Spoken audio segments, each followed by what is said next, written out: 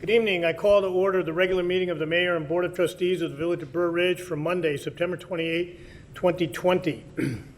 I will lead you in the Pledge of Allegiance. Please stand. I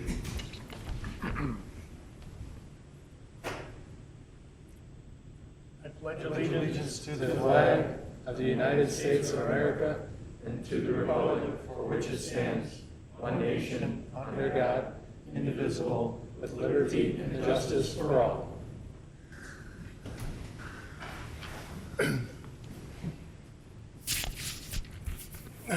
Roll call, please. Trustee Francis. Here. Trustee Schiappa. Here. Trustee Paveza. Here. Trustee Snyder. Here. Trustee Maital. Here. Trustee Model. Here.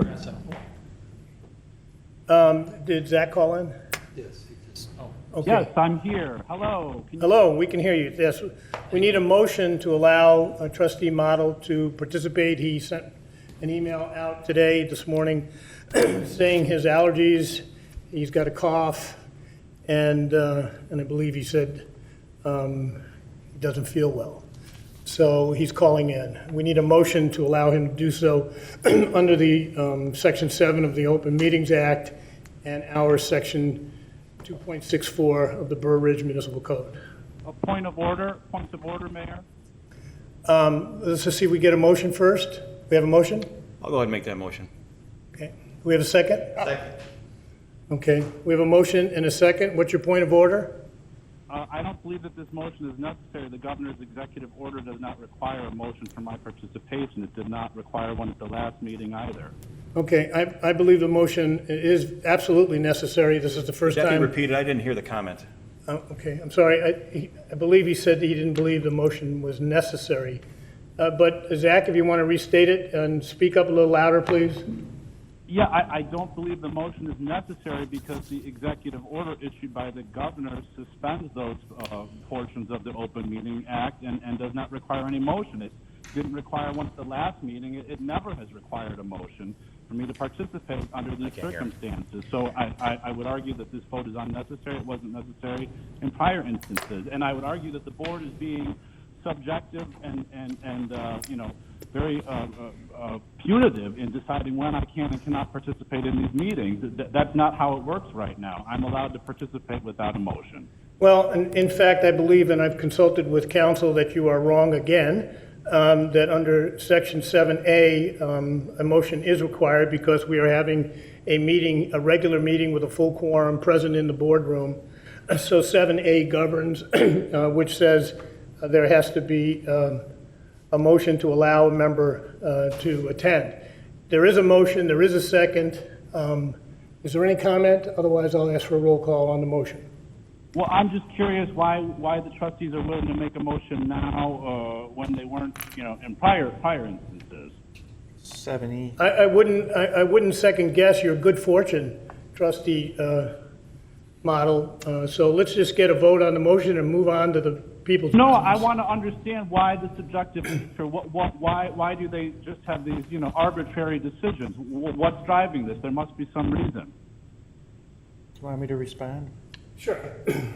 The difference is, this is Attorney Durkin, the difference is that in all the prior meetings since March 9th, I believe, there was an absence of a physical quorum, which is governed by Section 7E of the Open Meetings Act. That was amended during the COVID crisis to allow boards to meet without a quorum being physically present.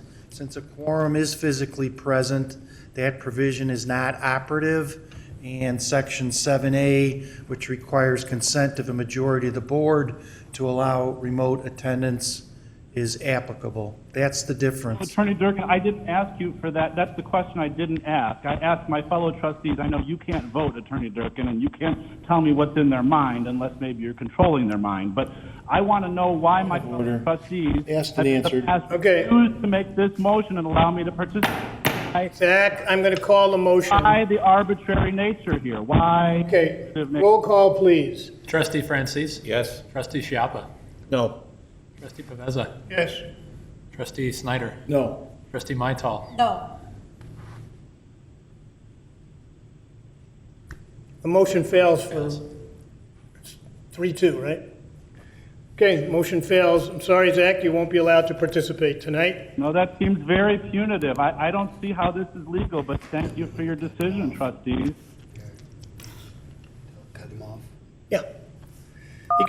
He can listen. If he wishes to listen, let him listen. He just cannot participate. I Okay? already, he can watch on cable, it's on cable. Okay. All right. Tonight we have no presentations and no public hearings. Next is the consent agenda. Does anybody want anything removed from the consent agenda? No. Okay, all items listed with an asterisk are considered routine by the village board and will be enacted by one motion. There will be no separate discussion of these items unless a board member or citizen so requests, in which event the item will be removed from the consent agenda, discussed by the board, opened for public comment, and voted upon during this meeting. 5 minutes. A, approval of regular board meeting of September 14, 2020. B, receive and file Pathway Commission meeting of September 10, 2020. And C, receive and file Plan Commission meeting of September 21, 2020. We have no ordinances or resolutions on the consent agenda. Under considerations, we have E, approval of Plan Commission recommendation to amend the sign ordinance and approve a variation of the Burr Ridge sign ordinance S03-2020, 16W361 South Frontage Road, Price. F, approval of recommendation to ratify emergency purchase of parts and services for the temporary pumping system at the Chase Moore Sanitary Sewage Lift Station from Unique Plumbing Company of Brookfield, Illinois, in the amount of $24,622.24. G, approval of recommendation to amend a professional services contract with RJN Group, Inc. of Wheaton, Illinois, to include design engineering services for the Chase Moore Sanitary Sewage Lift Station in the amount of $54,780. H, approval of employment training agreement with Patrol Officer Robert Dimitru. Sorry for mispronouncing that. I, receive and file letter of resignation of probationary patrol officer Raul Campos. J, approval of recommendation to hire replacement patrol officer to fill the vacancy created by the resignation of Raul Campos. And K, approval of the vendor list dated September 28, 2020, in the amount of $695,886.92 for all funds, plus $191,570.19 for payroll for the period ending September 5, 2020, for a grand total of $887,457.11, which includes no special expenditures. Can I get a motion to approve the following items on the consent agenda? 5A, B, and C, 8, E, F, G, H, I, J, and K. So moved. Any discussion? Roll call, please. Trustee Mytal? Yes. Trustee Paveza? Yes. Trustee Snyder? Yes. Trustee Schiappa? Yes. Trustee Francis? Yes. 5-0. 5-0, the motion passes.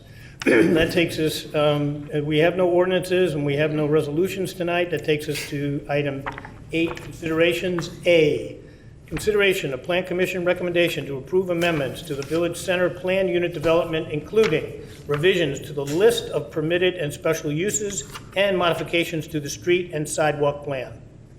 Doug or Evan? Yes, Evan Walter will present the Plan Commission's recommendation. Could you put this slide up, please, Doug? Thank you, Mayor. This is Z11-2020. This is related to the Village Center PUD. This is a Village Center PUD-wide amendment, so there's no specific address. There's about 11 total addresses that are included at the Village Center. And so when we say Village Center PUD, we're referring to the entire property when we're talking about this particular petition.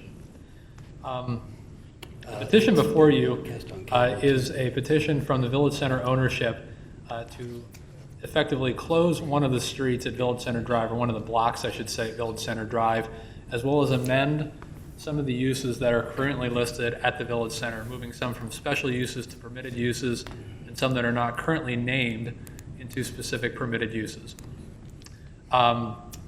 The basic premise of the petition is that the Village Center ownership is attempting to petition the village to allow 3 separate leasing corridors or districts, if you will, at the Village Center. If you'll note on the screen, there are 3 in front of you, yellow, red, and blue. The first that you see there would be somewhat unchanged. They're calling it the Retail and General Services District. This would include, as they state, generally retail and general service uses. When we say general services, we mean things like Book Box, First Family Dental, things of this nature, things that do have something of a retail component, but otherwise do provide more of a service than a retail orientation. The second, I'm going to go out of order a little bit here, would be the blue section, the Health, Wellness, Medical, and Office section. This is the area that is most closely located to the Village Green, buildings 850, 1000, and 801. This area would become really a hub for health and wellness, medical, and office uses.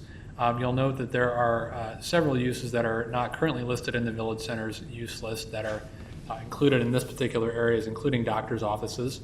Do want to note that this was put in line with the fact that there are a number of residential buildings down here, and thus was a lot of care was taken to make sure that this area would be seen as something that is not open too late in the evening, and otherwise provide uses that would be quieter in nature, be less impactful in nature, but still serve a useful purpose in terms of providing a use for residents downtown as well as in the village generally. Lastly, the red district, the restaurant and entertainment district, this is where the most significant change would occur. This is where the road would be closed down if the petition were approved between Lifetime Drive and the northern end near Topaz. A petitioner would be incorporating generally what's being called an outdoor plaza, a dining area that would be generally restricted to vehicle traffic. The only vehicles that would be permitted in this area would be emergency vehicles. There would be engineering taken to ensure that things like fire trucks, ambulances, police cars could enter this area with relative ease, but at the same time, it would be quite difficult for normal cars such as the general publics to enter this area.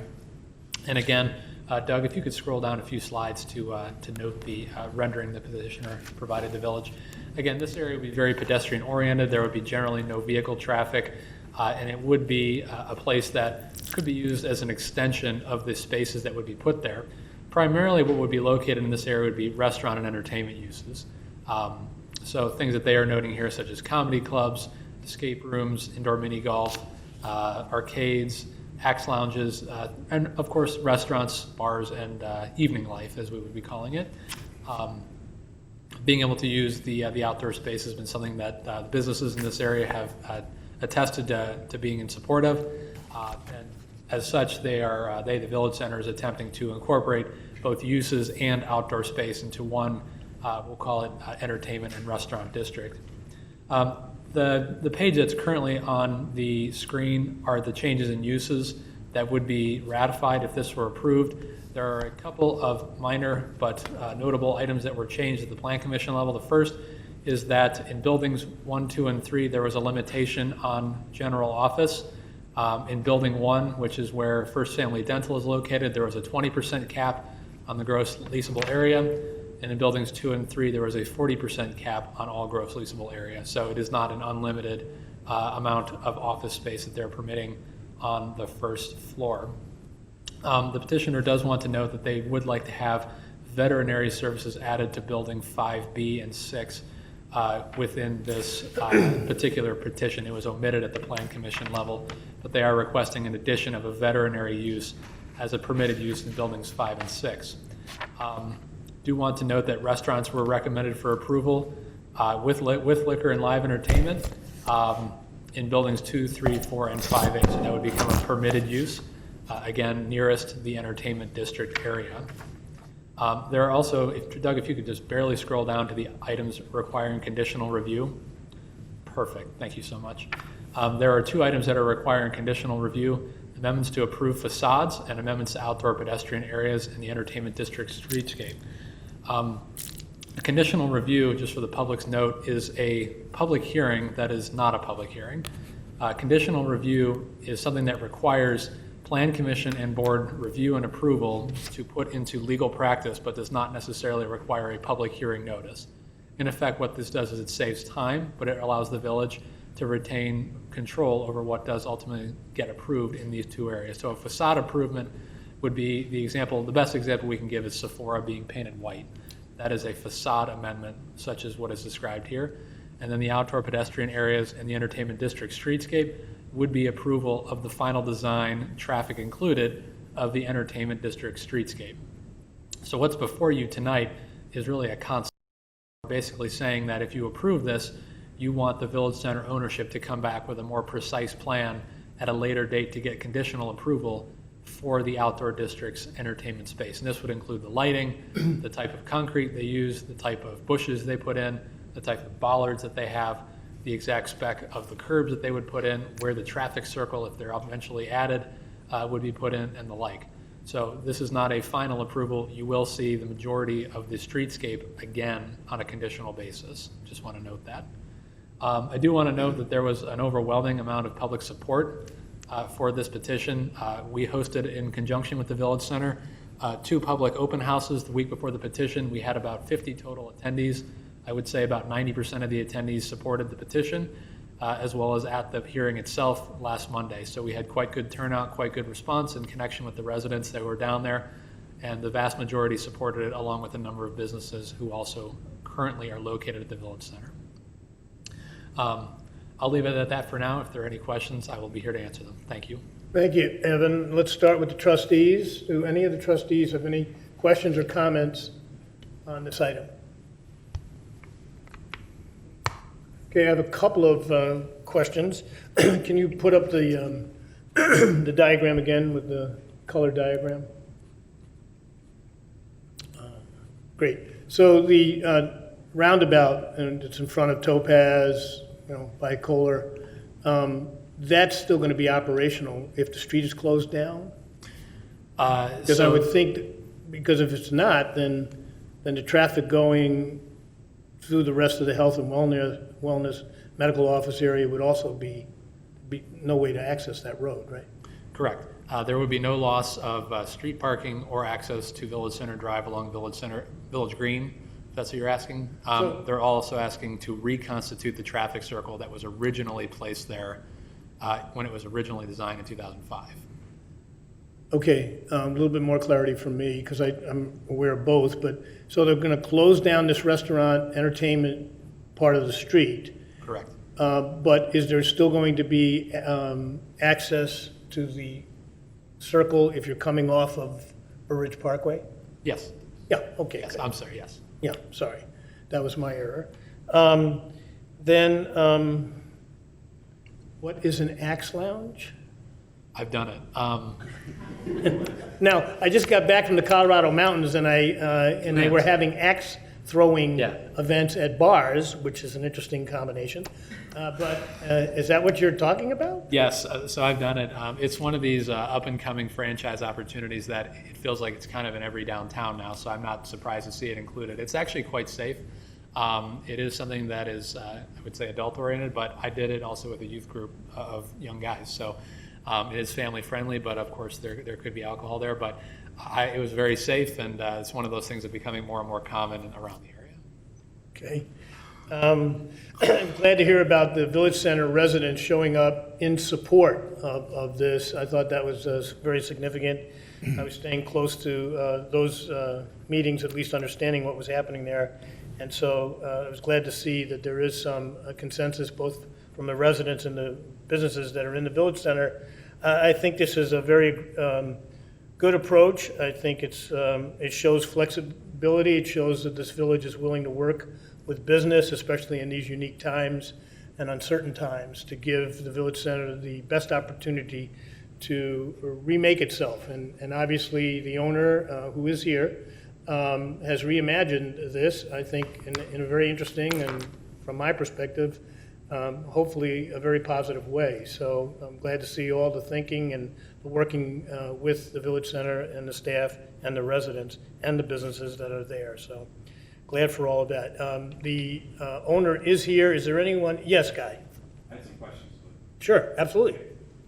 Could you go over the conditions again for section, could you go over the percentages again for condition 5, please? Yes. So building 1, building 450, that would be 20% general office. It's 40%. It's 40% for building Could you come up and introduce yourselves, because this is on TV finally. It's been many, many months, but the public might, so introduce yourself, please. Yes, I'm sorry. So it's 40% GLA in building 1, 450, 20% in 2 and 3, Okay, that's all. or there and there. And then it would be special use in buildings 4 and 5A, and then be permitted in buildings 5B and 6. We go through the drawing that shows detail of the multi-purpose space, shows the tables, drawing A100,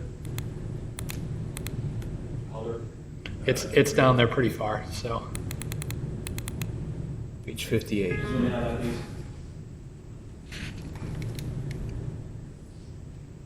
I don't have the control. So could you zoom in? Is your microphone on? The green light on? Sorry. It's on now. Apologize. Could you zoom in on that, please? That's good. So I see 2 valet parking spots and a valet drop-off area on the south end and 3 on the north end. My concern is that there's enough adequate valet staging area.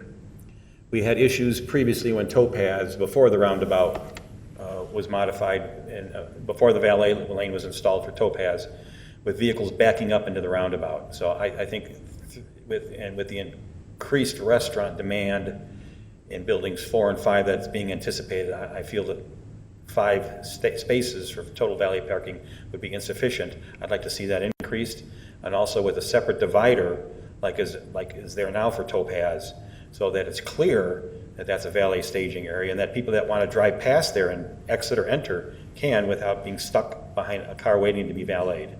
So, there's a way to increase that, you think? Yes, if I could just answer that kind of as a general note to the trustees. Again, Sure. this is, you are directing staff to consider, we are asking for a consideration of a concept tonight. What you're looking at is not a final down to the inches plan that would be Okay. approved. And so any comments or suggestions such as the ones that trustee Francis are offering, we will take those into consideration and bring those back at a later conditional approval. One other note, one of the conditions that the Plan Commission recommended was that all of the signs at Village Center be looked at from a top to bottom perspective, because if we're gonna have a different traffic pattern at the center, we wanna make sure that people are aware of where to go. Part of the design of this is to make sure people are using the decks to the extent possible, because the decks are very well designed.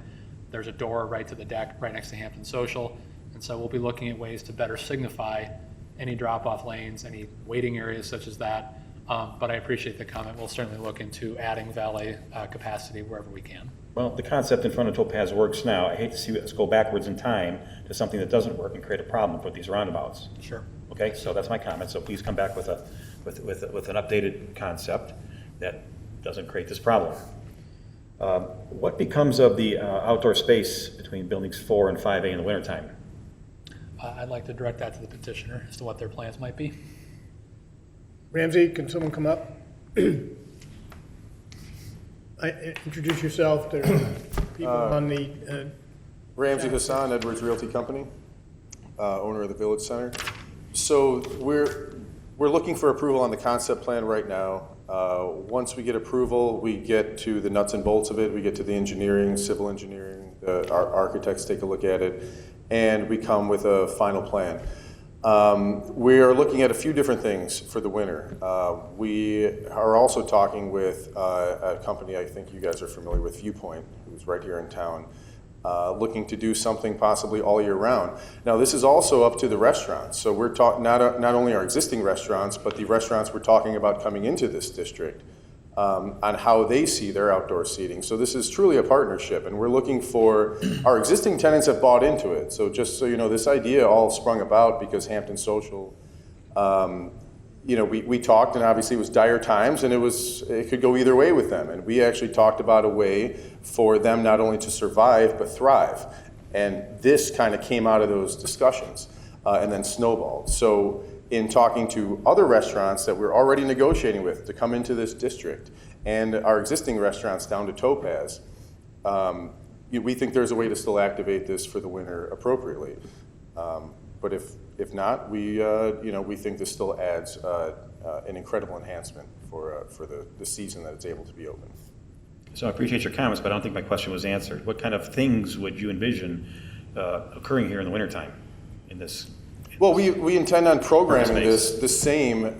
So we look at the Village Center Green as kind of a bigger recreational area, and then this area is more of the entertainment, which is smaller entertainment districts. So we honestly, we will do everything and anything that we can in that area. So outdoor entertainment, seating, winter events, those kind of things, if we can. And the plan is to have these outdoor structures up by the windows so we can have a full year-round district. That's the ultimate plan. Outdoor structures like outdoor Glass and steel. fence? Okay, thank you. Evan, could you go back over how facade changes will be incorporated? So like a facade change, like if another Sephora comes along and wants a facade change, could you explain the mechanism, how it would be in the future? I know how it works now. Yep. How it would be in the future, what's being proposed? Sure. So the only difference is that it would remain a public approval process. So anything from what is approved now to a change would go through something called conditional approval. Conditional approval still requires the Plan Commission to look at it, make a recommendation, either for or against, and then it would also go to the board, and then the board would continue to have final say about any amendment.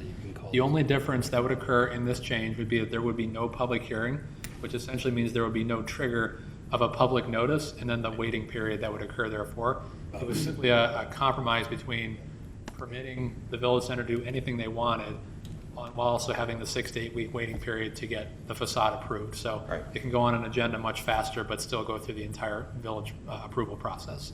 And I would assume that the residents and tenants would be notified anyway, Absolutely. if they wanted to come and speak before the Plan Commission and before the board. Okay, thank you. That's all the questions I had at this time. Thank you. Anyone else? Anita? I just think this is a great idea, and I applaud you for the creativity. I think with the tents this summer, Burridge just became a happening place. I've seen so many people from other towns, Orland Park, Oak Lawn, Willow Springs, so many people are coming to our town, and I think this would be a different sort of atmosphere. It would set us apart from Hinsdale, and Oak Brook has stuff, but it's so large. This would be a cozy place, and maybe we'll put our parking structures to use as well. Anyone else? Tony? Yeah, we've been talking about this at the Economic Development Committee, so I'm well aware of what you're looking to do, and I think that this is the type of solutions that it'll take to get the Village Center on the map, get leasing up, get activity up, and bringing more people to the center. So I appreciate it. I'm looking forward to seeing what the final plat will look like.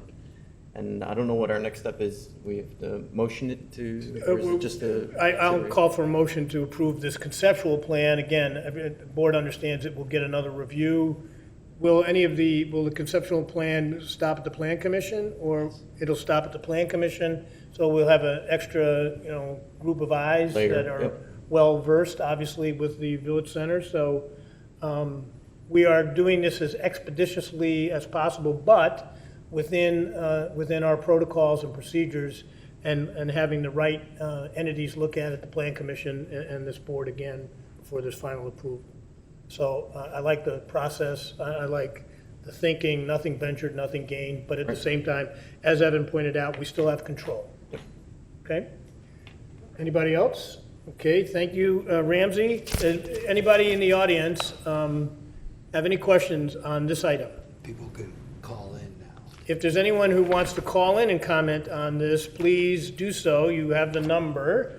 And call in. I'll wait a few seconds to see if we get anybody who wishes to call in and comment on this.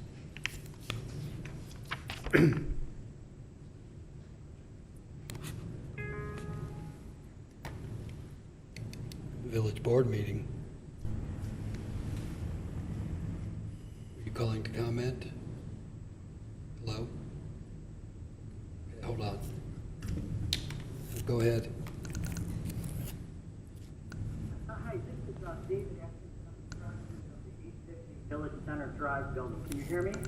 Yes. Yes, please re-identify yourself. We didn't in the beginning. I think this is a pretty good concept plan to this, Edwards is approaching us with the village, but I attended the last planning commission meeting, and my concern is it was just added today was this veterinary clinic in buildings 5 and 6. And that would really, I think, be a bad idea to have that in building 5 and 6. I mean, we're not set up to have veterinary. If any of you have been to vet clinics, you know, typically they have overnight stays with the dogs that are having surgery. You know, just about every dog that comes in, they urinate on the buildings, on the sidewalk. It's not set up for that. And the noise, you know, there's residents above. You know, I can see medical, office space, but the veterinary clinic, that would be really a disaster. So I'm representing the 850 building 6, and I'm sure the other buildings, you know, would agree with me on that. You know, I'm all for the plan, but not a veterinary clinic down there. So I'm welcoming the trustees' comments on that also. That's all. Thank you. Thank you. Have a question of the petitioner? Yeah. Ramsey, why was veterinary clinics added at the last minute? Do you have a prospective tenant? We do. Okay, thank you. Okay, well, you hear the concern, and so that'll be something you'll have to address. Yeah, there's We've no had- overnight and stays. This is a first-class facility we're dealing with. This is no overnight stays. There's hundreds of dogs on the property at any time. We have synergistic tenants with 2 Bostons.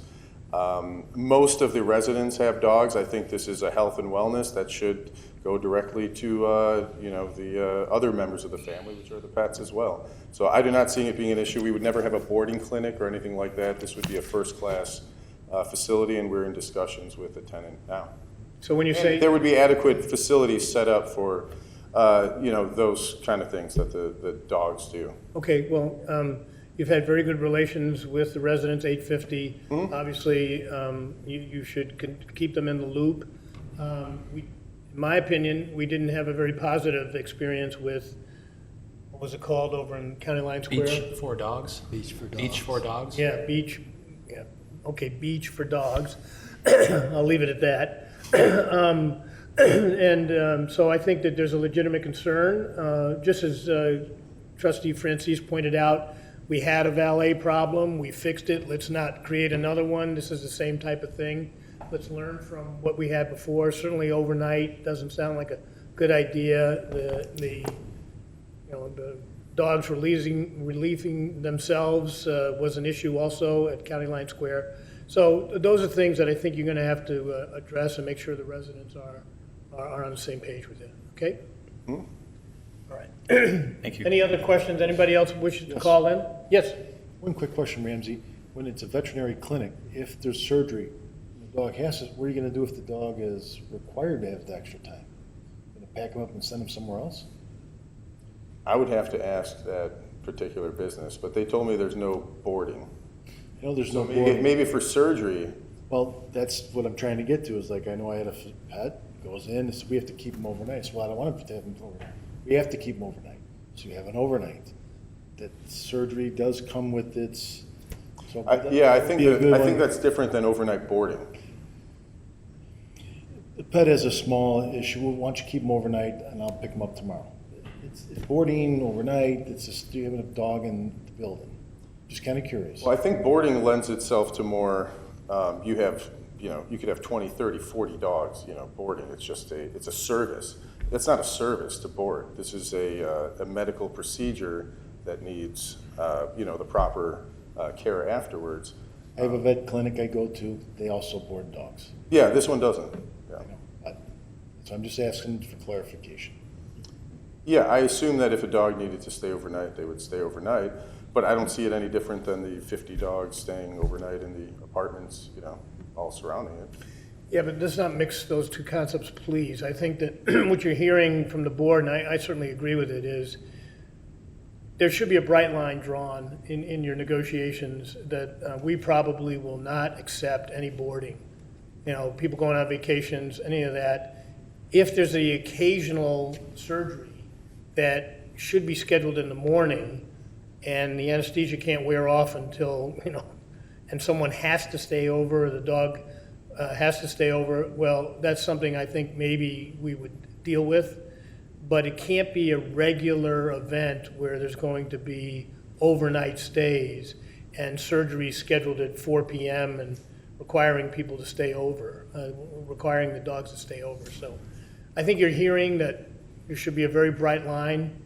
Surgery maybe if it's really warranted, but no boarding. Is this a 24-hour open or just 8 hours during the day? No, just during the day, normal business hours. Cool. 24-hour-a-day service is not allowed in the village center. Just asking.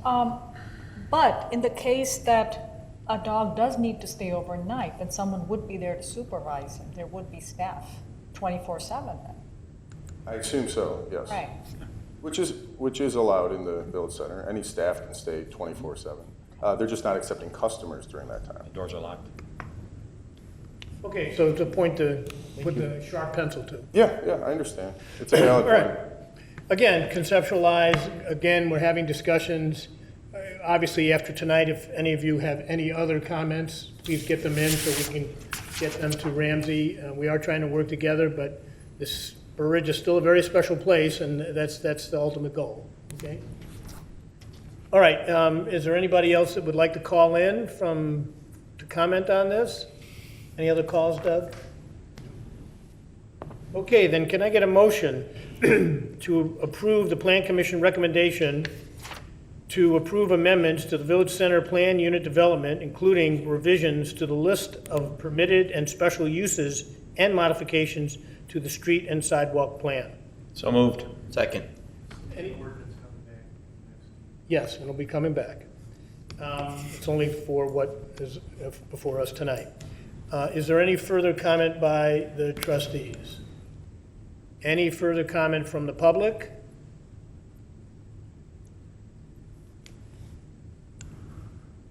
Okay, roll call, please. Trustee Francis. Yes. Trustee Schiappa. Yes. Trustee Paveza. Yes. Trustee Snyder. Yes. Trustee Maital. Yes. 5-0. 5-0, the motion passes. Thank you, Ramsey. Good luck. Thank you, Ryan.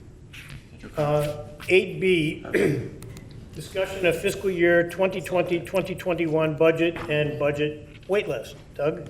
Yes, thank you. I'd like to introduce Assistant Finance Director Amy Nelson to present the budget update, and then I will go into the discussion on the wait list. Amy?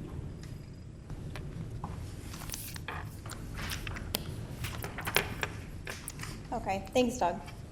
So included in your packets was a budget update through our most recent available results through August 31st.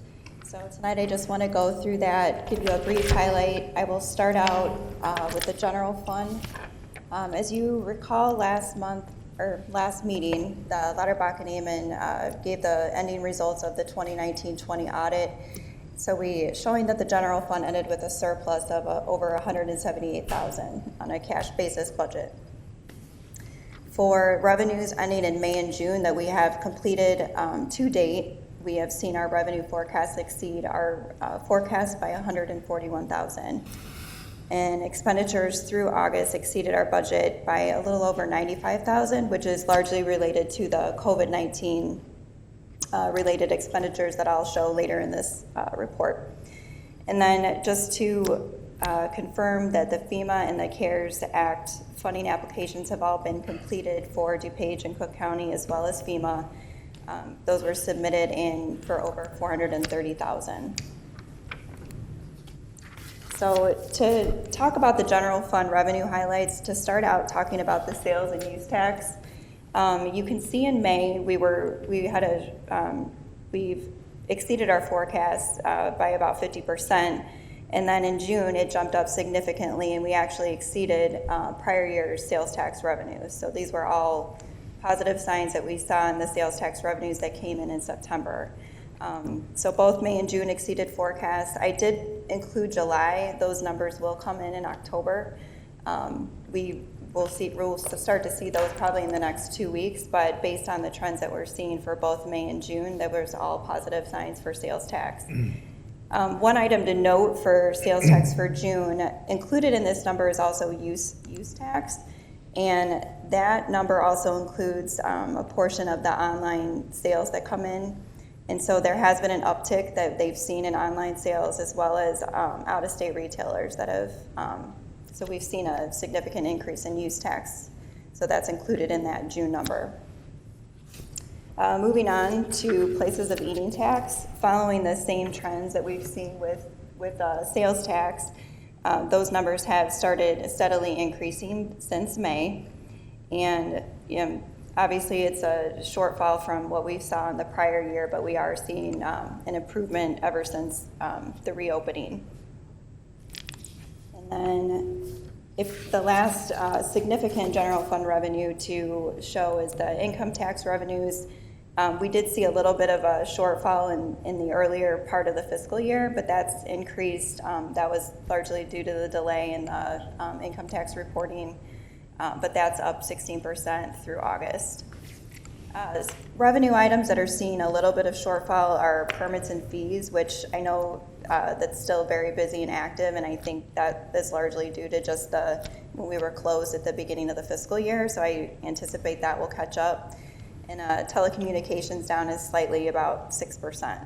And fines and forfeitures as well as licenses, that is down. Licenses is down largely due to the rebate that we extended to the liquor license holders, as well as fines and forfeitures is down largely due to the closures for the court systems. But with adjudication, that could possibly ramp up as we proceed to the fiscal year. Another item to note that kind of came in last, and it doesn't really include in August, but one thing that was a positive last week, and we did, the board approved an ordinance for disposal of public works vehicles, and those actually were completed last week through the GovDeals online sales. So we saw, we netted about $36,000 in proceeds for sales of assets that we'll see come in September. So overall, the general fund exceeded forecast by $140,000. Moving on to the expenditure side, there's a snapshot by department showing which departments exceeded or came in under or over budget. Central services is the biggest area, and that's actually where the tent rental program expenditures came out of. So hopefully with the recovery of some of the FEMA and grant funding, we will, that will offset some of that cost, as well as the cost sharing for the tent rental program. As far as we also saw, like in buildings and grounds, that's a big area where the PPE and public health expenses came out of with COVID-19, so that's also an increase there. But overall, year to date, about $95,000 overall for year to date. To talk about the hotel motel fund, that actually, I know in the month of August, it shows that the revenues were only $23,000. However, since this report was generated last week, we only had 3 out of the 5 hotels reporting for the month of August, and those numbers actually came in a little over $30,000. So that trend is also continuing to be positive since April. So our revenues, although they're down about 70% over last year, they have exceeded our forecast by about $55,000. Moving to motor fuel tax, that revenue has started to level out a little. We saw a shortfall in the beginning in May and June, and then in July and August, we've seen those numbers come in slightly above forecast by about 5%. We also received, as we've mentioned a couple times, the grant fundings that we've received for the Illinois Bond Rebuild Illinois Fund came in at $231,000, and those funds are still restricted, and once a project is approved by IDOT, those monies can be spent. But that's a 3-year program, and so there's time to submit that to IDOT. And then lastly, just to talk about the water fund is also up about 19% over our forecast from last year. We've completed 2 billing cycles through the month of August, and then we just completed a billing cycle in September, and those are also trending to be a lot higher than originally forecasted. And then expenditures on the comparatively are also up due to the water purchases for Bedford Park. And I included on the next slide, just for historical purposes, I thought it would be kind of important to show the last bar on the end shows the 2020 historical water usage. This is a chart that the Public Works Department maintains throughout the year, based on a historical basis. And I think it just kind of goes to show the difference between where our water was last year on a wet summer versus how we've seen an extremely dry summer with usage up. And I know that's obviously reflected with the revenues that we're seeing. I think the last years was 2005, 2007, and 2012 is where we've seen those high usage. So that is what I have on a high level. I don't know if there's questions. I know Doug was going to take it from here and talk about some of the waitlisted Let's take items. questions now before we go to wait list. So, any questions, any of the trustees at this point? One of the things I want to just note was the CARES and the FEMA? FEMA, we're going to get back, we expect to get back $430,000. So that's going to cover a lot of the tent programs as we anticipated, and all the related expenses to COVID. And we should do okay, even though we're getting very little money on the cook side, but we are getting about $380,000 on the DuPage side, something like that. $356,000. 56, thank you. So anyhow, that's just background. Go ahead, Guy, you had a question? Yes, if we could back up to that daily water consumption chart that you had Right. for 2020, what month is that through? Is it through August, September? That's through, it was as of last week, through September. The September billing? Right. Okay, very good, thank you. And the revenues that I've showed you in the report really only reflect through August, August, so okay. next month you'll. Okay, so that's quite representative of what we should experience for 2020, Right. average daily consumption. Right. Thank you.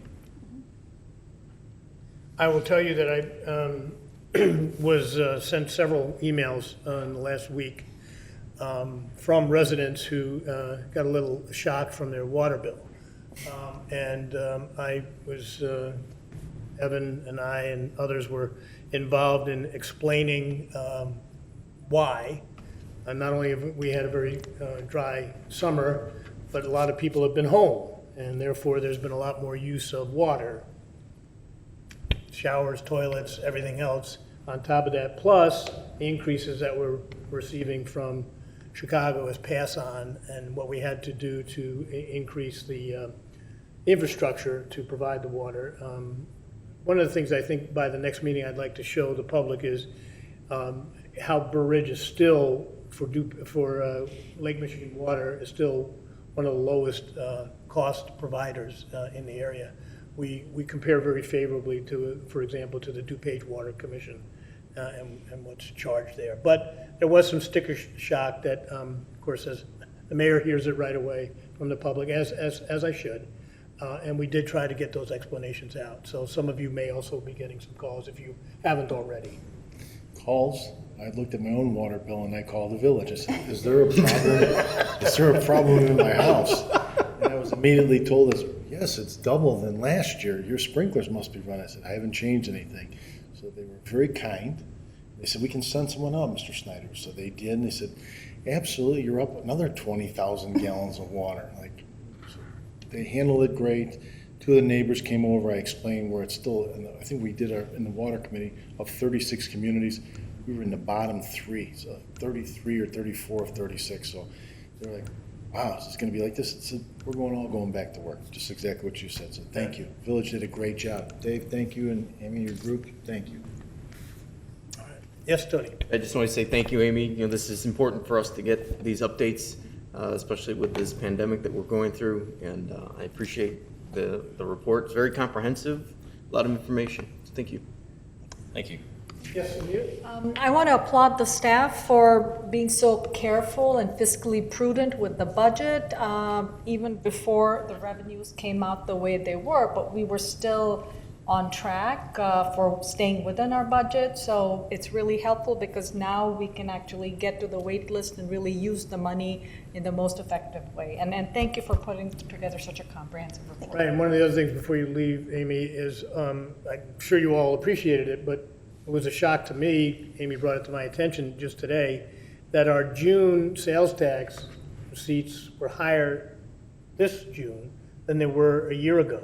Wow. So our businesses that are not in the village center or in County Line Square, the Personalization Mall and those bigger businesses that most Burr Ridge people, including the mayor, doesn't know too much about, they do generate significant sales tax, and they apparently did well during the lockdown and the COVID. So That's great. we have some of these businesses that have achieved better than expected, and as a result, as you just pointed out, Anita, we're going to be able to maybe get to some of these wait list things. So that was a pleasant surprise that Amy brought to my attention today.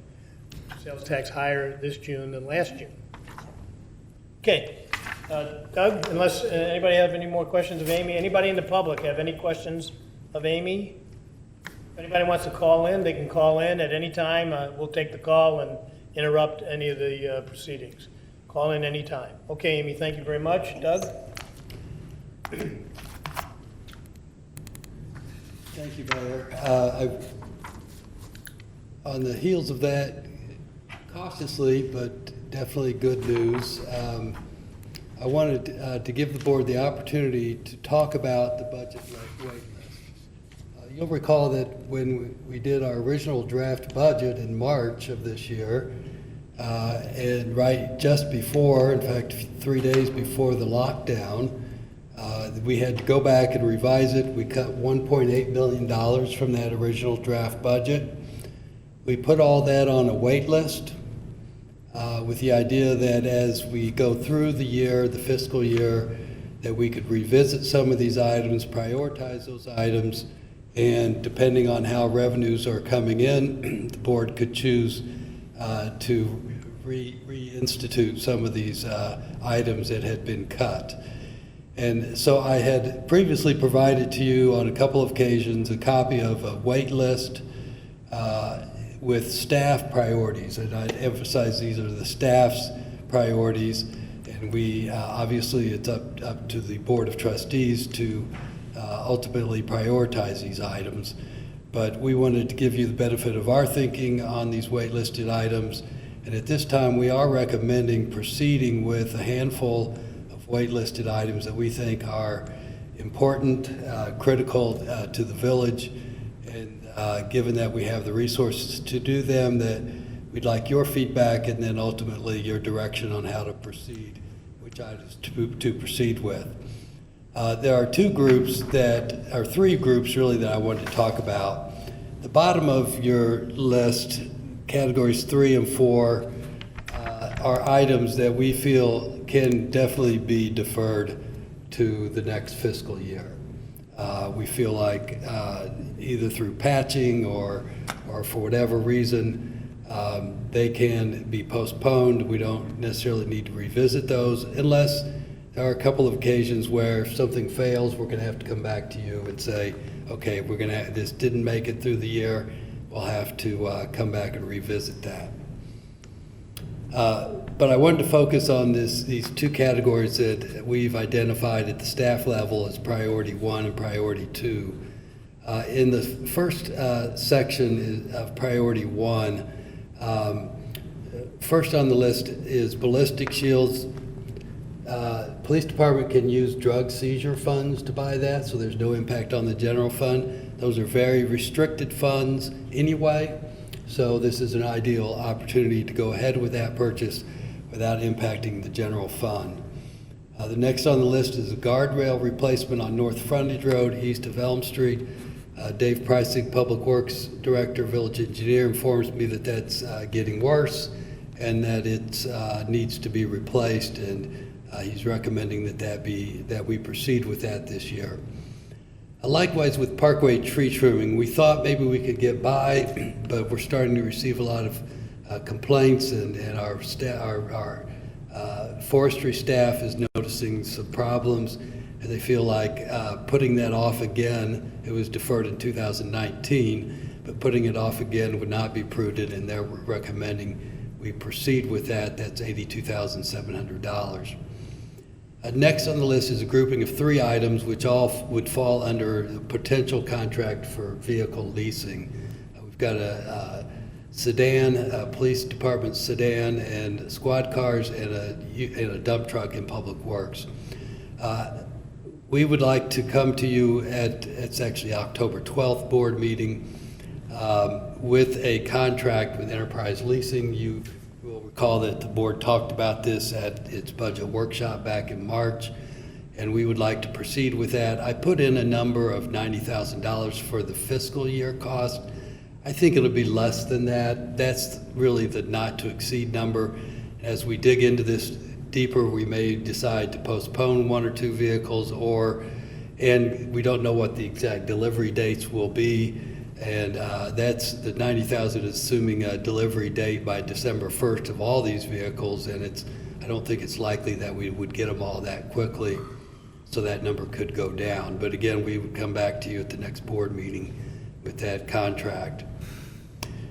And then the Public Works garage light replacements, it's $24,000. We feel we have to spend money on this year. If we don't do the full replacement, it's still going to cost us $10,000, and that is money we will see made up for in energy savings over rather quickly, in about 6 months. And so we would like to proceed with that. Then finally, in the first priority is our union contract with Public Works expires on October 1st. The estimated cost is more of a placeholder. We don't know what the results of those negotiations will be, but they will likely result in a budget impact, a relatively small budget impact. The next category, I won't go through each item, just ask for your impact, but the main, the second priority is employee recognition, newsletters, et cetera. The big expense here is additional pension funding. I've included $100,000 for additional pension funding, which the board had previously discussed and kind of indicated that should be a priority, and I feel like where we're at right now in the fiscal year, we have the resources to do that. So with that, I would welcome any questions, your input. As I said, items in the lower priorities 3 and 4, if there's something in there you see that you think is important, you have questions about, we've got the department heads here, and we can answer any questions, and looking for your feedback. Thank you. Before I ask the trustees, when you say additional pension funding, 100,000, you're talking about the police pension, right? Police pension, sorry, yes. All right, so it looks like between priority 1 and plus priority 2, it's about $412,526. So, any comments from any of the trustees, questions of Doug? So you're saying that given our fiscal position now, that these wait list items totaling over $400,000 can be done, we have the funds in the budget? Right, well, we are waiting for the CARES funding to come through. Right. Certainly before, all of these items you would have another shot at. They have to come back either in the form of a contract or an approval or something. So you're not committing to spending it until that happens. But what we're looking for is your direction to say, staff, proceed with these items, or don't proceed with them, or pick and choose which ones you want us to proceed with. And, for example, the ballistic shields, we would have a contract that would be placed on your agenda, and that would be the actual final approval. Same with the other items. Okay, questions? Yes, Anita. I just want to understand, so I understand that, surplus is very good, we're getting some funding from FEMA, but I thought we had already spent, the restaurants and everything, assuming that we're going to get that funding. So yes. Be double dipping on that money is my question. No, if you took away, you saw in Amy's report that we spent $95,000 over budget Okay, through the end of August. right. If you took away the money we spent on COVID, we would have been several $100,000 under budget in expenditures. So we spent that money, we still only exceeded budget by $95,000. Okay, We're getting reimbursed $430,000 for that, okay, on top of that. on top of that, right? Thank you. Okay? In staff priority 2, could you please explain the part-time salaries for the administrative assistants and also the village hall receptionist vacant position? Yes, at previous board meeting, the board had asked us to prioritize those positions, particularly the village hall receptionist position. I've been talking with Evan, the admin department head, and Dave Pricey, public works department head. They have some ideas on how to fill those positions, and we wanted to come back to you in October with a proposal to fill those positions that would be budget neutral relative to hiring the positions as they exist now. But those positions, if your question is what are those positions? No, not what are they, but Okay. you're explaining it, so. Okay, good. I thought the board had given staff direction to fill that vacant receptionist position. Yes. Yes, there was an informal direction to proceed with that. It's the same position, Right, but you're coming back with an alternative. right. Okay. Could you explain the employee recognition and also the non-union promotional increases?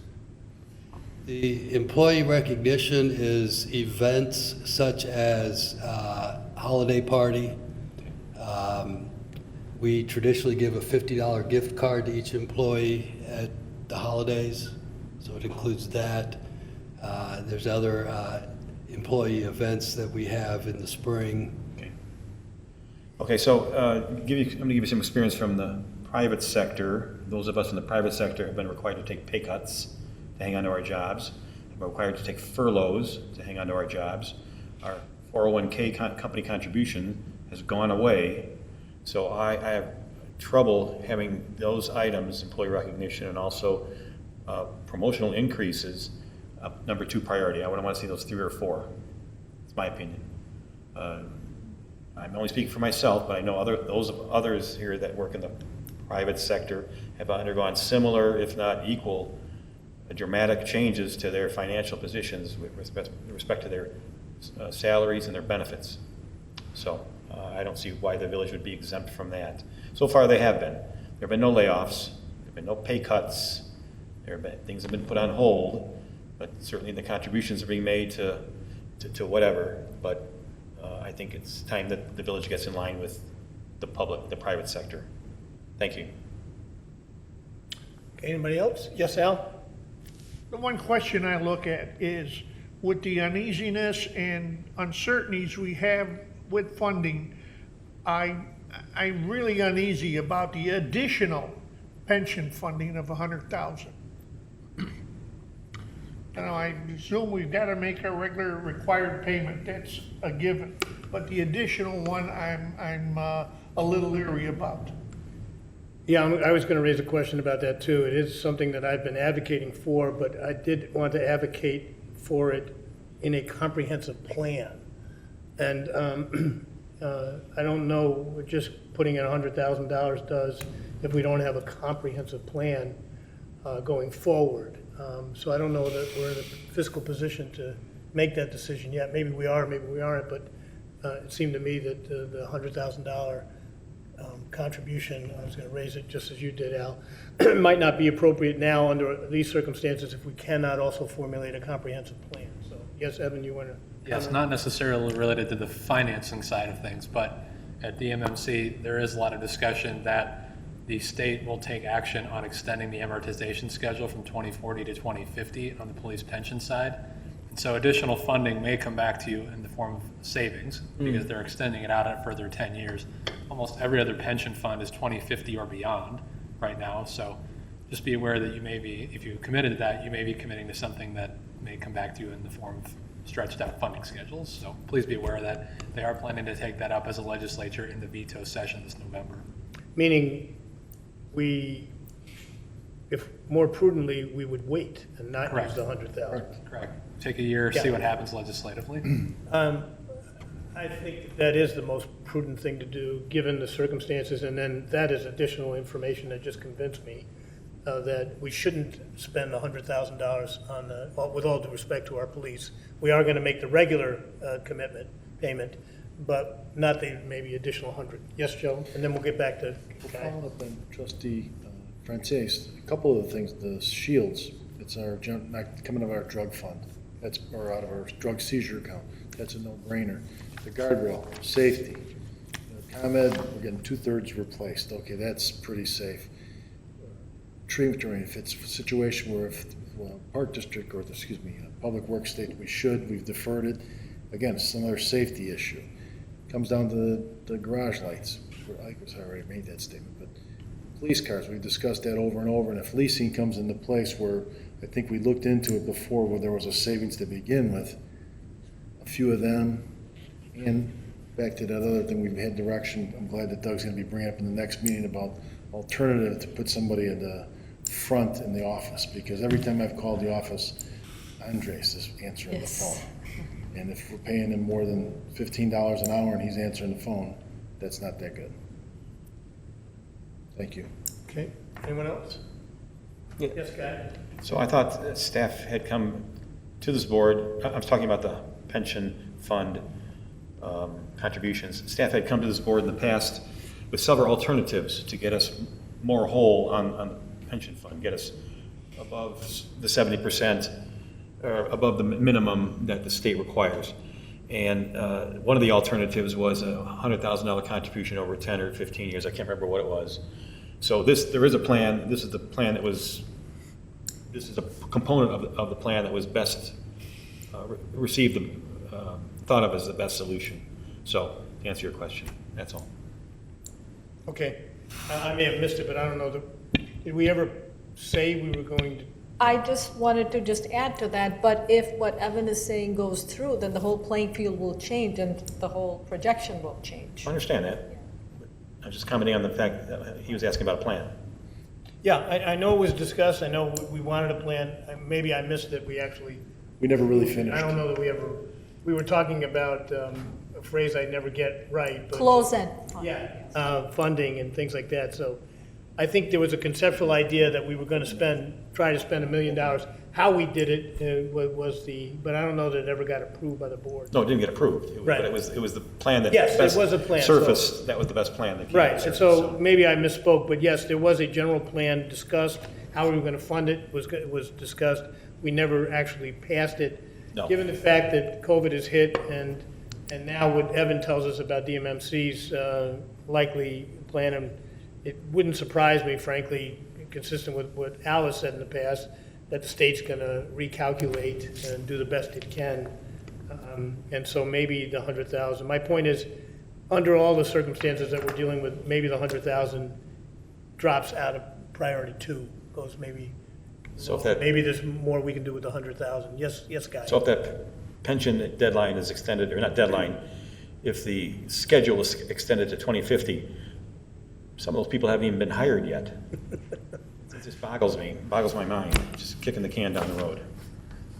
Well, it's Illinois politics, right? Yeah, it is, Yeah. exactly. I mean, and we are we're trying to be responsible. I know. Oh, yeah. We're trying to do the right thing because this village has always been prudent, and since we had the funds, we're trying to figure out a way to make sure our pension obligations are met. So we're in a pretty good spot, and we're still trying to do the good thing, but maybe we don't spend the $100,000 right now. Okay?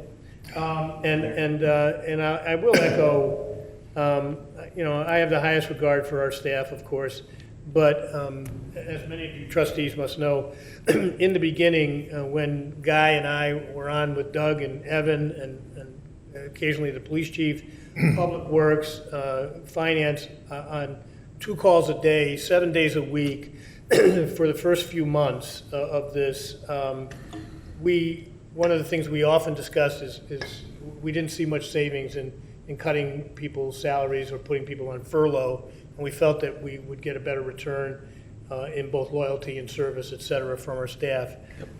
That said, I tend to agree with Guy on this one, that maybe we don't, as a priority one or two, give the little extra at this point. I think that private sector has suffered a little bit more than our staff has suffered. So maybe that's another relook at that. Okay, Doug? Anybody else? Yes, Ms. Tony? So these are all general fund budget items, okay? And to what I'm looking at, the general fund right now, year-to-date, is negative 95,000. Yes. Does that sound right? Yeah. Amy? But revenue versus expenses were,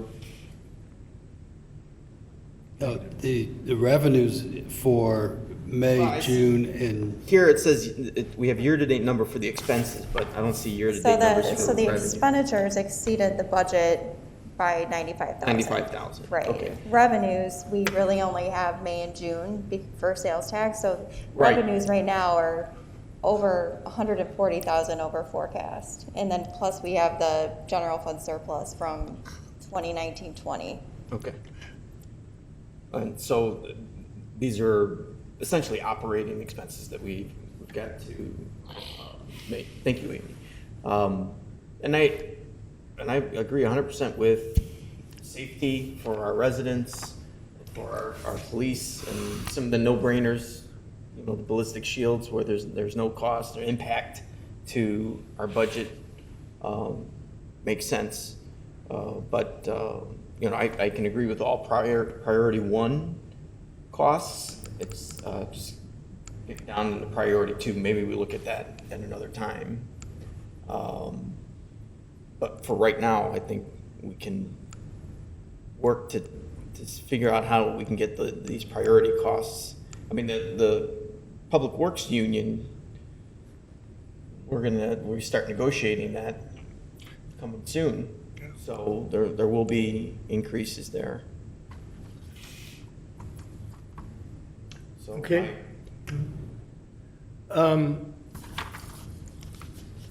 Can you just comment on the Village Hall HVAC controls and efficiency upgrades? It's a $175,000 number. I know we've been kicking that can down and down and down. If we readjust, can we somehow find the money to get that done? Or are we into October, November, it's too late to get started? What's your thought on that? Yeah, we looked at a staged approach too. I remember that. I think you're referring to where we were going to replace a lot of the controls, the air handler units and things like that here in this building. Trane had come in to give us the estimate because they were the sole source through the government procurement process. Anyway, in summary, yeah, I think we looked at a staged approach, and it could be a little bit different in just getting the base controls. We've got an old pneumatic system that's highly inefficient here. The air handler units, while they're original to the building from 1986, they're getting by, and they could be retrofit at some time to replace those later. So there could be a two-stage approach to that 175. It might be a little bit more than 175 in total, but at least it gets you kind of started with getting the base problem resolved. Yes, Joe? What would be Dave, if you could do that, what would be the savings to the village, you say like 20% of your inefficiency? Yeah, some of that would have to be through the ComEd Energy Efficiency Grant Program. We would get a little bit of that back. But overall, too, we would be saving in electric and gas costs. The total wasn't really estimated. But based on what we were seeing before, yeah, something like in the neighborhood of 15% at least. And it's just people who work here day to day and what's happening in this building, it's not the most ideal working through the winter here. And even in the summer with the HVAC, it really is something that we have kicked down the can down the road. So maybe you guys can figure out if we take that 100,000 and we take the other items out of priority 2, you can figure out a way. In priority 3, it seems to me, from my knowledge about this building, HVAC has to be addressed. If you guys can figure that out. If anybody disagrees with that, of course, speak up, but I think maybe that's the better use of the money at this point. I totally agree, and if you could look into some of the reimbursements or something like that, you may take that 175, 200 down to almost half. Maybe you get lucky. And this additional savings over the next few years, reimburse ourselves. Okay. Keep going. Let me just summarize, make sure we understand the direction. I believe the direction is to proceed with all of the items in priority 1. Under number 2, to really the only thing to proceed with is the part-time positions, and we'll come back to you with a proposal there. And then finally to also move the HVAC controls at the Village Hall, give those a higher priority and consider those, come back to you with a more detailed plan on how we might be able to get that done. Fair? That's how I understand it. Is that, everybody got that? That's your consensus? Great, thank you. All right.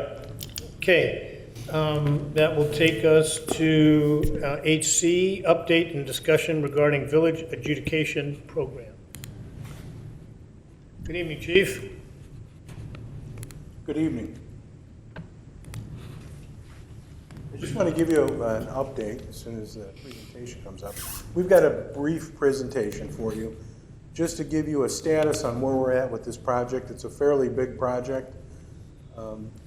But the most important is I want to make sure that everybody understands the expectations of the project as far as what we can adjudicate and what we cannot. There seemed to be some confusion at the last board meeting, so we're going to explain this tonight. So right off the bat, our timeline, just got to advance it all, Doug. You can see that we're progressing well with the timeline. September 28th, Evan had provided you the 2 ordinances, draft ordinances for your review only. We are working to line up some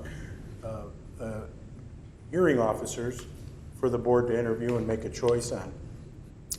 We've settled and finalized the contracts with the software provider, and we're working with the software provider. We're meeting, having a telephone conference with them on a weekly basis, coordinating what needs to be done to get the software up and running to meet our timeline of January 1st for in January 2021 for our first hearing.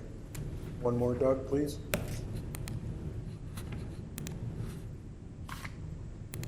You can just cycle through. This gives you a good idea of what we're looking at for a timeline. December 1st, we hope to be live with the program for the officers to be able to be conducting enforcement for our first hearing in January. So we feel we're on track and everything is moving well. Next one, please. So here's the most important topic that I wanted to talk to you about tonight. It's the violations. What can be adjudicated at a hearing and what cannot? So what we cannot bring in to our municipal adjudication are speeding violations, suspended license violations, DUIs, basically every Illinois Vehicle Code offense that's reportable to the state. We have to continue to go to field court, which is currently in Downers Grove, which unfortunately I think we're going to be in Wheaton at the beginning of next year, maybe the first quarter. But here's the good part, and this is one of the many benefits of municipal adjudication. The burden of proof at a hearing is preponderance of the evidence. It's not beyond a reasonable doubt, as you have in a criminal case. Also, hearsay is allowed. When you're allowing hearsay, you don't need witness testimony. So an officer does not have to be at the hearing for the tickets that they wrote. And that's big. That's huge. Right now, when we send an officer to court, when he has violations, whether the person is going to plead guilty or innocent, they have to appear. If they're not there, it gets tossed out. So that's a big improvement to the process for us for those violations that we can process at municipal adjudication. So what can we bring into the municipal adjudication hearing? Vehicle tows and impoundment fees, which I'm going to be talking about in a future slide. Compliance, vehicular compliance violations. I looked at, there's approximately 86 compliance violations that we could write, officers could write and have adjudicated. Parking tickets, as you're aware, a big thing for us moving forward is going to be building and zoning violations. Right now, from what I'm told by Evan, is that it's extremely difficult to get a case into the circuit court. So we'll be able to bring those in to adjudication here, and the process will be shorter, and I think it'll be more streamlined. I think you're going to get more compliance too. It'll help us out with a couple cases we have going on right now. Next slide, please. Continue on what we could do, and that's municipal code, our municipal code chapter 41, which you have some offenses that can also be considered Class A misdemeanor criminal offenses. Criminal trespass to land, residence and property, damage to property, disorderly conduct, retail theft. If you have an individual steal a $5 bag of potato chips, we don't have to charge a state charge on that. We can write under village ordinance, which we could do right now, but we can adjudicate it at a municipal hearing. And that's true. We had a case where it was a minor retail theft. So offenses involving alcohol and minors, even though we will still be participating with peer jury, diversion program, those offenses could be brought in here to code violations. So you'll still have the peer jury and that? We will. For that item, offenses involving alcohol and minors. We'll decide which way to go on I it. think that's been a very successful program. Very successful. Yeah, very successful. Solicitors, we have a very robust solicitor ordinance that we changed probably about 5 years ago, I think. But those violations can also be brought in to adjudicate. Animal code violations, pretty much everything in chapter 35, which covers our vehicle code, and violations in chapter 41. Next, please. So the administrative fees for towing, tows and impoundment, this is a statutory process. According to state statute, even as a non-home rule municipality, the village can charge a fee for vehicle impoundment and towing. There's specific criteria on that, which we'll get in a future slide. Also, what we're looking at is to charge an administrative fee for booking prisoners. We're capped at $20 for that. But I still say it's expensive to run a police department, as you know, and as we've been talking about earlier. So any recoup of these fees to the taxpayer is a good thing. These fees are not punitive, and they're unrelated. They're separate from the criminal case. Next slide, please. And that's $200 to $500. What we're doing is an analysis to justify. The state statute allows us to charge a maximum of $500. Many municipalities do that. We're doing an analysis to justify whatever you decide to include in the ordinance. We're going to make a recommendation to you. It could be $500. We're going to look at the time an officer or two officers spend on a case. If you have a DUI arrest, somebody's got to sit with the tow, wait for a tow truck. Someone's got to process that, have to do a vehicle inventory, and so on. So there's things that have to be done. We're taking a look at what exactly, how much time does that take? And what does it cost the village?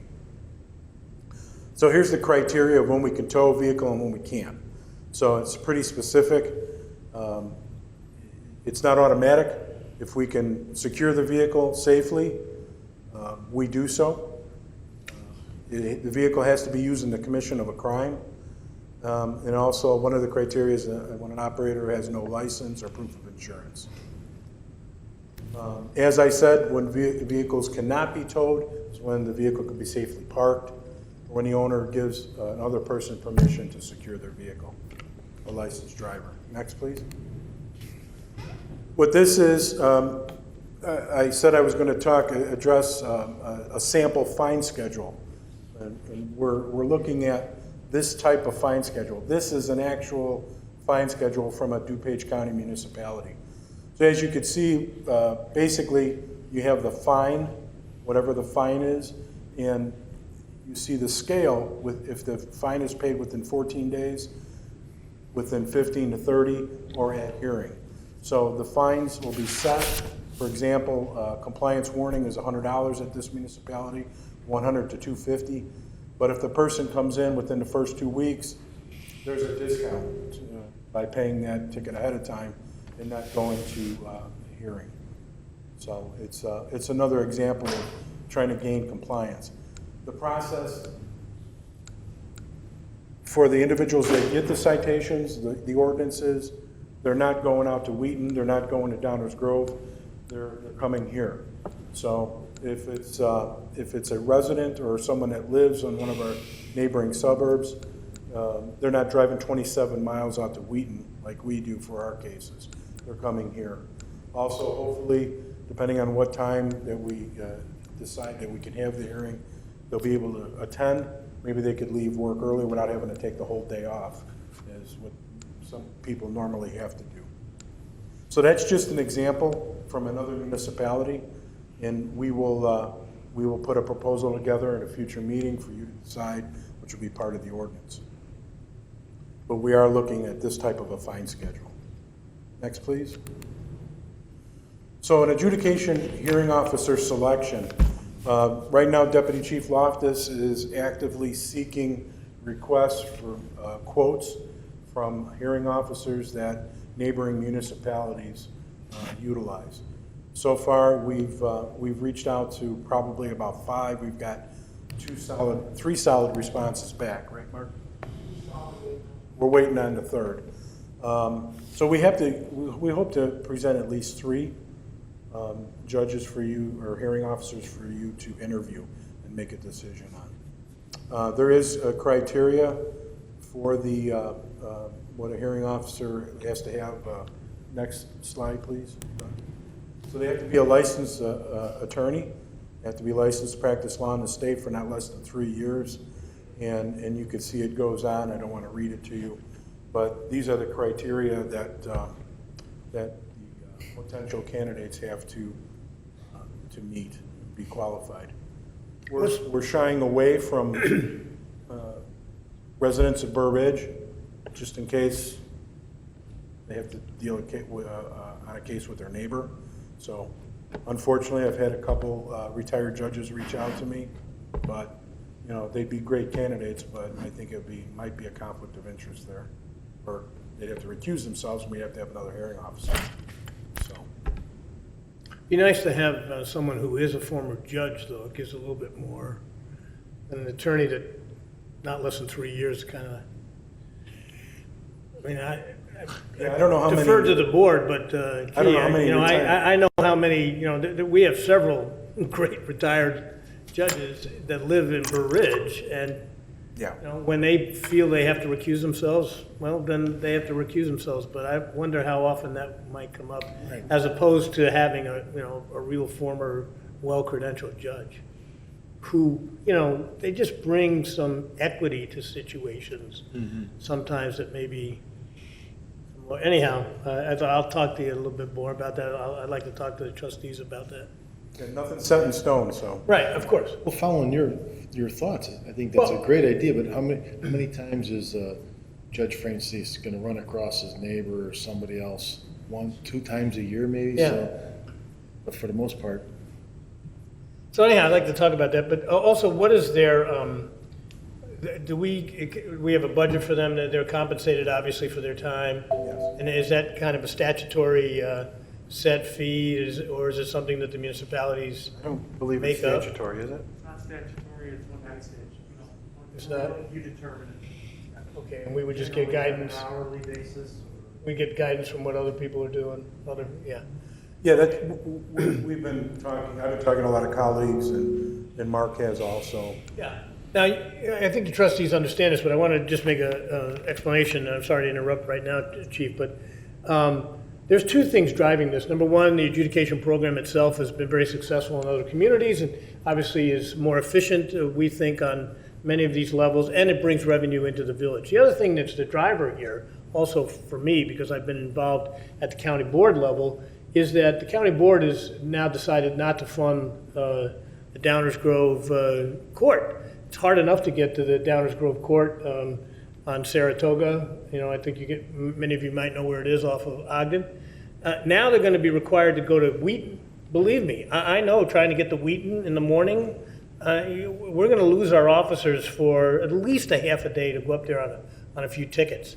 I'm going to be one of those mayors that's going to encourage the chief to use as much discretion as possible with his officers not to write tickets unless they really feel in their judgment they should be, because it's going to be a money loser for us by the time they go up there.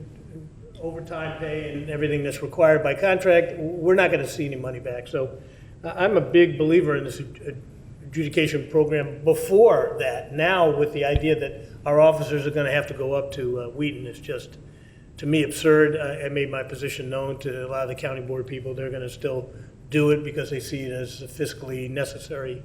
But that Downers Grove courtroom is going to get shut down for security reasons. And so I like this. I like at least where we're going with this.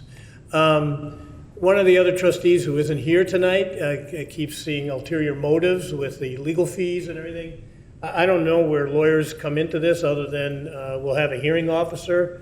We'll have a hearing officer will be paid. and a prosecutor. I don't know where the prosecutor would be who. Generally don't need the prosecutor there, but clearly the remarks have been addressed against my law firm. Since we're the corporate counsel, we can answer Right. adjudicator, so. Right, so it would not be the Storino Law Firm, obviously. We'd have to, if we wanted to have a prosecutor, we'd have to contract with someone local? Is that how it's Well, usually handled? Actually, I was, during our discussions, we were relying on our prosecutor that we have now from SRD. Our firm prosecutes, but we would not be the adjudicator. No, not the adjudicator, no. Some municipalities don't use a prosecutor, but, we've talked about that, we've discussed it, but there is a benefit to having a prosecutor, and that is for the process, the procedure, in reading the case into the record. So even though we don't need a witness there, we don't need a police officer there, having that prosecutor, attorney, read the case into the record, have the adjudicator conduct the business from that record. We're going to have it in here, that's our plan, because this is set up to record everything. We will record every hearing, so there will be a recorded archive of the hearing. So we think it's important to proceed that way. Initially, we were thinking to have it in the training room at the police department. But we have a dais here. Right, and the setting is more judicial. Exactly, rather than sitting at a training table. Exactly. So, but that's our thoughts moving forward. As we work through the process, I just want full explanation of who's involved and how they're involved and what they're paid. Okay? Exactly, yes. I had Yes. a quick question. So Yes. the adjudicators, you said we will pick from 3 or we will have different ones? No, we hope to present 3 to you, to the board, for you to interview and decide and pick who. We would have one. One, okay. And will the adjudicator be guaranteed certain number of hours with the village? Would they be W-2, 1099 village employees? Well, they would be a contract employee, like our prosecutor. Okay. A minimum set of hours, I don't believe so. Evan, you have more experience in this than I do. Yeah, they're probably not likely. There is no minimum that we're aware of. Okay. There is an hourly rate. Okay. One of the individuals that responded to us has a declining hourly rate for the first and then second hour. The second, it's this flat fee per hour. Thank you. And it would be a contract, and of course, the contract is a public document, so it'll be out there. Okay, you need anything more tonight from us, John? Yes, this guy. I don't know if you're finished with your presentation, are we at the question and answer period? I am. Okay, so in the case, in a situation where it's a municipal code violation, okay, would there be a municipal code enforcement officer present to make the village's case? So it would be similar to how a police matter would be resolved, in that we would present our case to the prosecutor if one was present. But yes, that person would be available to testify on that behalf if necessary, yes. Very good. Thank you for explaining the process. And the good news about that process would be that that person is in this building to start the day. Absolutely. Doesn't have to drive to the meeting. You know. So once again, this is just an update, just to make sure everybody understands what we can and cannot do in the process. And we're going to be before you again, probably more than once. I think consensus is that, yeah, keep going. We like what we hear. And thank you for the well-presented presentation. And let's move forward on the timeline that you have, okay? We are. Thank you. All right. Yes, Mike. One last comment, and you alluded to it, Chief, and I know my partner, Tom Bastian, was walking you through this process, but you had administrative fee, $250 to $500. There was just a recent appellate court decision downstate in the city of O'Fallon where the court determined that it was an administrative fee, so it had to be related to the costs incurred by that municipality. O'Fallon tried to argue that even though their ordinance said it was an administrative fee, it was a penalty, and so the term penalty doesn't have to be vetted as much as what you spent because it's punitive. But the court said the statute requires that it's an administrative fee, so you have to be able to account for the fact that you're actually expending those funds. Right. So that's part of the process that the chief is going through, is to vet how much they actually spend. And you may spend a different amount in processing a tow for different offenses. So you may have categories, and I've seen that in other jurisdictions. Category 1 or Category 2. It can't be a flat fee, it's got to be justified. Well, you can have a flat fee per type of offense, as long as you can justify it, and that's what you're doing now, is justifying it up front rather than be subject to an attack. Right. And typically, as you're aware, when case law is out there, someone else is going to push it in DuPage. So they're doing the right thing. Yeah, let's just follow what the case law is going to be. We met with Tom last week, very helpful for the process, so. Thank you. Okay. All right. That takes us, let's move along. It's 8D, consideration to direct the Plan Commission to hold a public hearing to consider text amendments to allow for staff approval of temporary indoor activities at restaurants. Evan? Yes, sir, thank you. Briefly, as has been discussed, the board has obviously approved a tent program. Under normal circumstances, this may or sometimes require a zoning approval if it was permanent. However, there is existing language in the zoning ordinance which allows staff to administratively approve temporary outdoor activities. So on a zoning basis, that is the power that the village has been using to approve the tents to remove parking in certain specific areas. As we're preparing for winter, one of the directors from the EDC has been to work on ways to prepare for winter outdoor dining and expanded indoor dining. And one of the powers that is not currently in the zoning ordinance is for staff to approve temporary indoor activities. We have several restaurants who are actively exploring an expansion of their indoor space, Patty's and Capri, on a temporary basis. I have to stress temporary, a non-permanent basis. However, because they are expanding beyond their special use, they need to have zoning approval to actually expand and use additional space over the winter. The purpose of the additional space, just briefly, is to allow for greater capacity while still maintaining proper social distancing throughout the indoors of a restaurant. We don't want to have people crowded inside. However, because we can't predict which restaurants will come through over the winter wanting these additional spaces, we're requesting that a public hearing be held at the Plan Commission level to allow staff to administratively approve these on a temporary basis. Now, to ensure that these don't get away from us and become permanent, we'd end up working with the Planning Commission to establish some sort of temporary sunset, either for the amendments themselves or on staff's power or on this particular winter, just as an example, May 1st of next year. So again, we're looking for direction and approval from the board to direct the Plan Commission to hold a public hearing to consider temporary indoor activities as an administrative approval only at restaurants in the village that are already operating. So this would not apply to new restaurants that may open over the winter. If you need any more explanation or if you have any questions, I'll be here. Thank you. Any questions? Yes, Tony? When I was reading this, I wanted to know if you could give me an example of a temporary indoor activity. Sure. So we'd be limiting this, just on the record, only to existing restaurants that want to expand their space over the winter. This would not be for a florist who wants to double their space if they were a special use. So the indoor activities would basically be having an expanded space to operate a restaurant. So Patty's is considering taking the post-nut space as an example, which is currently empty, knocking down some walls, and using the additional post-nut space for indoor dining. Patty's only has a special use for the specific box that you see now.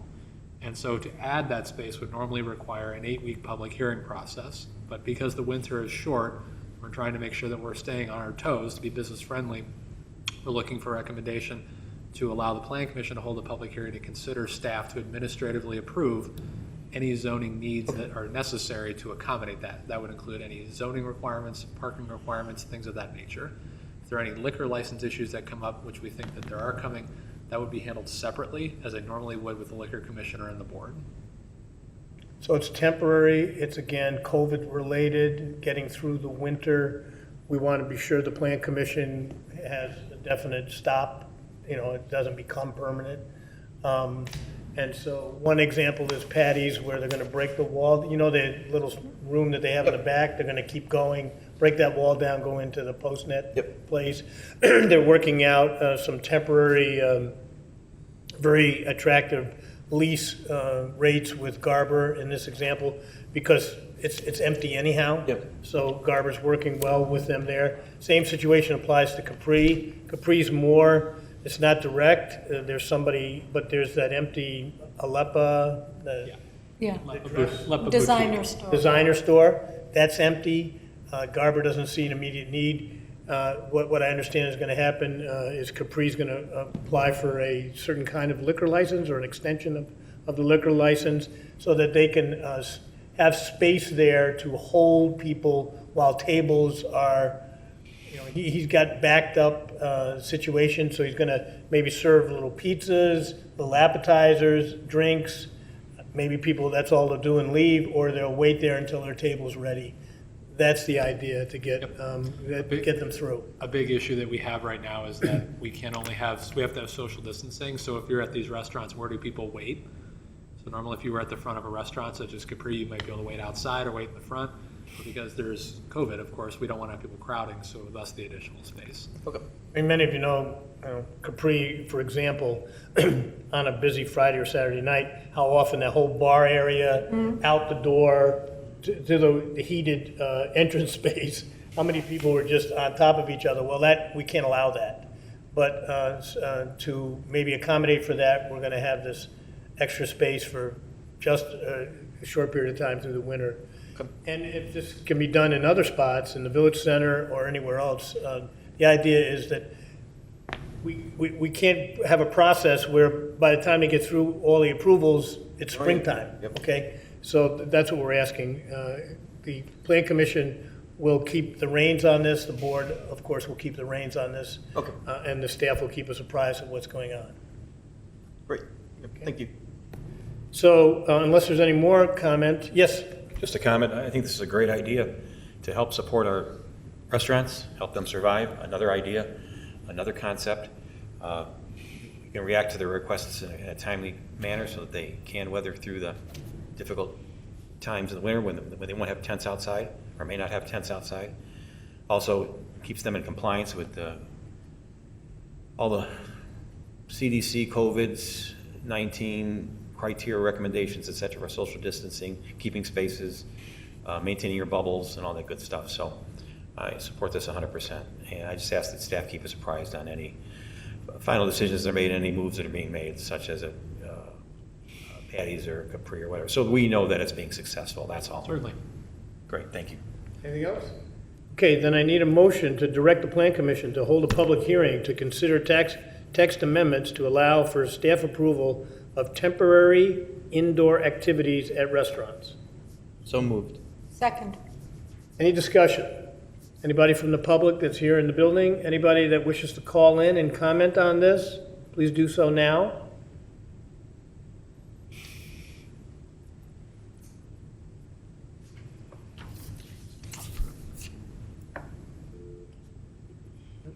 Roll call, please. Trustee Snyder? Trustee Mytal? Yes. Trustee Paveza? Yes. Trustee Schiappa? Yes. Trustee Francis? Yes. 5-0, the motion passes. That takes us to item 9, public comment. Is there anybody that wishes to address the board for up to 5 minutes in public comment on any item, even if it's not on the agenda? If anybody wishes to call in for public comment, please do so now.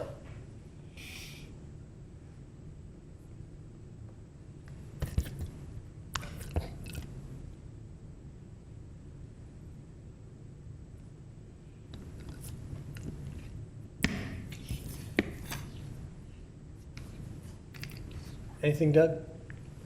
Okay, there's no public comment tonight. Reports and communication from village officials. Anita? I'm here to report on 2 committees. I will start with the events committee. Janet Kowal has put together some wonderful COVID-compliant events for this fall. The first one will be the turkey, well, it's called the Turkey Trot, but it's basically Run the Ridge. It'll be on Saturday, November 21st at 9 a.m. and all the board members have the flyer.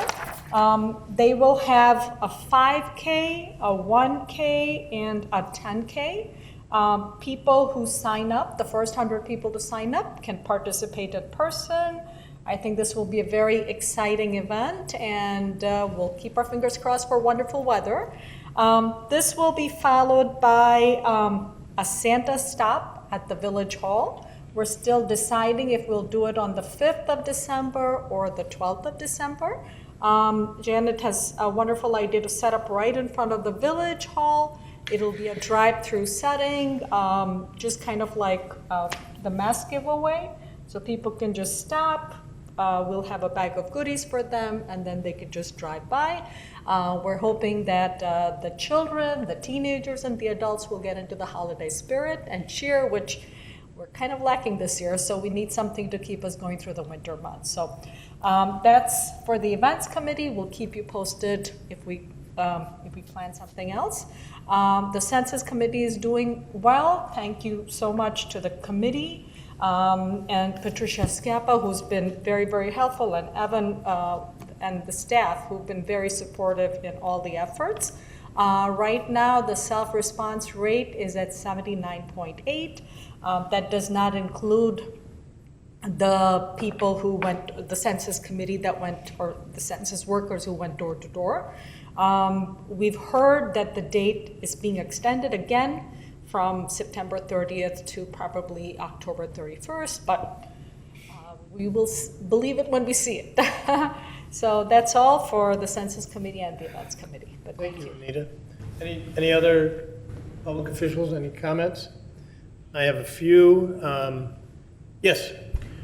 I saw in our packet there is a $60,000 proposal from McFarland Douglas for Christmas decorations. When are we going to talk about that? The next meeting? You can talk about it tonight if you want. Yeah, my bad. I skipped over that when we were talking about the wait list. We should have addressed it at that time. I assume we can go back to that now. Sure. Last year, we spent, let me find it here. We spent about $22,000, I believe, on holiday decorations.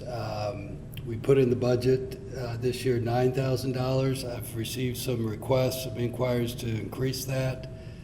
We did get a proposal from McFarland Douglas, who was our holiday decoration contractor.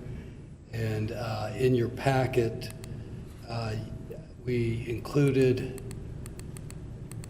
their proposal, which included total cost of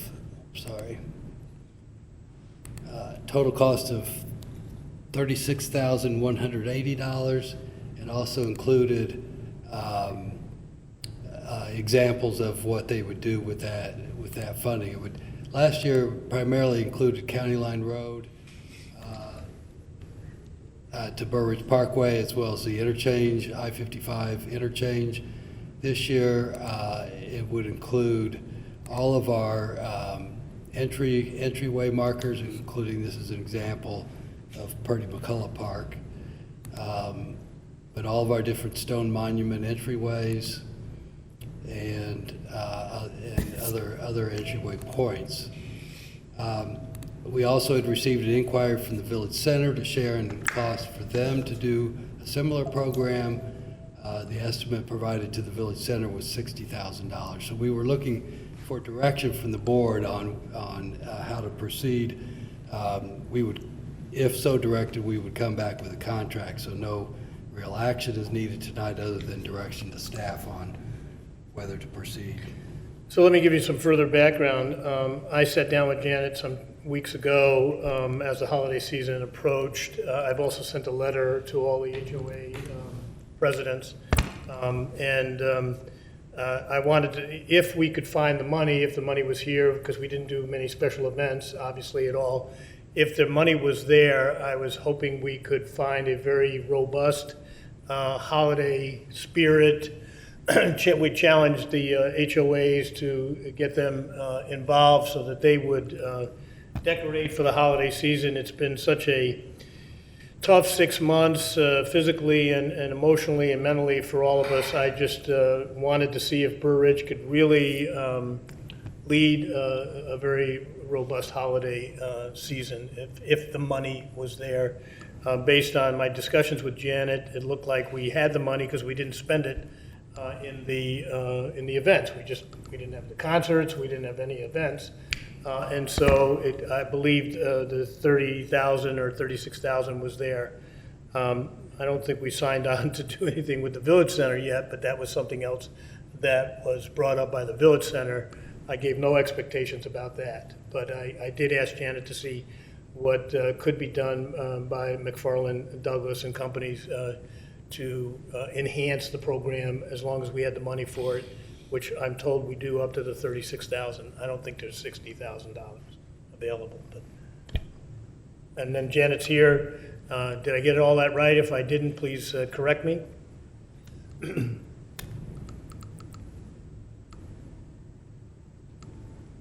Janet Kowal, Communications and Special Events for the Village.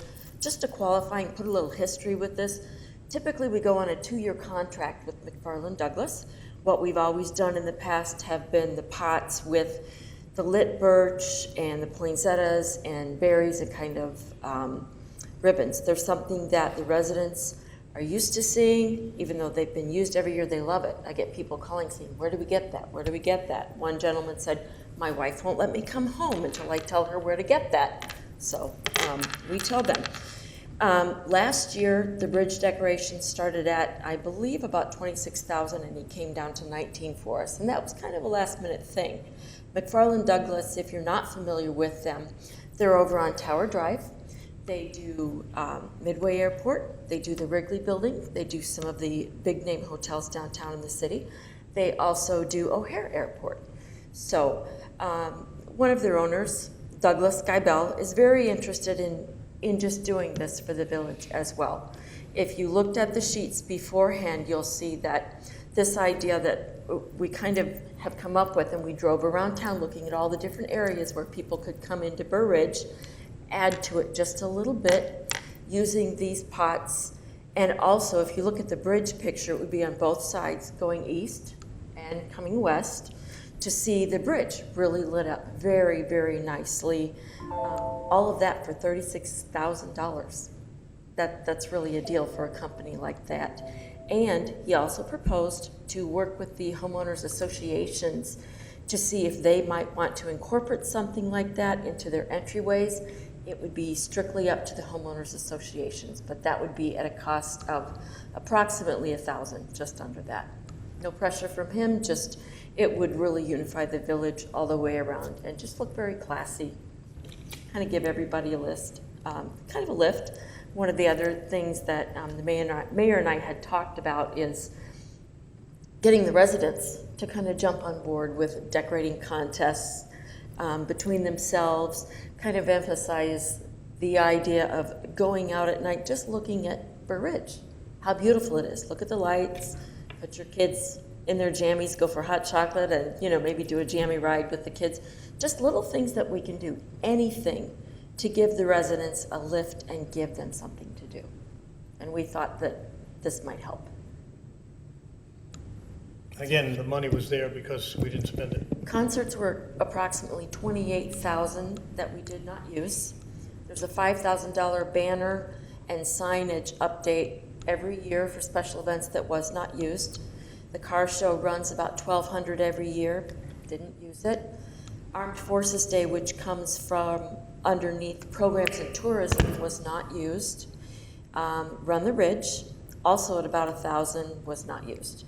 And although we met with the Village Center and the Park District to see if there was some way we could put on some type of holiday kickoff, a reverse jingle mingle with people driving through, it just wasn't going to work because we get too many people. So we cannot do that. So we're going to do just a Santa stop through the village, call it good, but there automatically is between $10,000 and $12,000 that we will not be spending this year for jingle mingle. So Again, shift that money. we have the money. I think we've led the way in our tent program and other things through COVID. I don't know if any of you read The Voice of the People and Tribune. I kind of look at it every day. Somebody mentioned that the Tribune doesn't cover enough of the western, southwestern suburbs, such as Burr Ridge, blah, blah, blah, blah, blah. And you notice Hinsdale wasn't even mentioned in that. Right. So I think this board has done, these past boards have done, the staff has always promoted Burr Ridge. We got a lot of positive press because we did things differently and we did it well. And we did it because we had the funds and we didn't put our village into hock over it. I just felt strongly, I think I know this village, I think you all know this village. Since we had the funds, I also wanted this village to stand out this holiday season as much as any other holiday season to show that, this country, this state, this county, these counties, and this village is going to come out of this just fine and send a very positive vibe. I think government has to be positive and be optimistic about our future, and we should be. And this was one way to physically show it without it costing us any additional money. So that's it. Any other questions? Everybody okay with that? Yes, Joe? Showing this stuff, because we're trying to bring it on the Burr Ridge, we have these great hotels, we have that fun. Any of this because of hotel fund? Yeah, some of it is, yes, because this is in fact promoting tourism to Burr Ridge, which was the whole reason the bridge was done to begin with, which was the whole reason why the hotels got behind it. Absolutely. Yep, thank you. All right, Janet, thank you very much. So we will come back at the next agenda with a contract. Okay. All right, a couple of other announcements. Thank you. Sorry, someone else had? A couple of other announcements.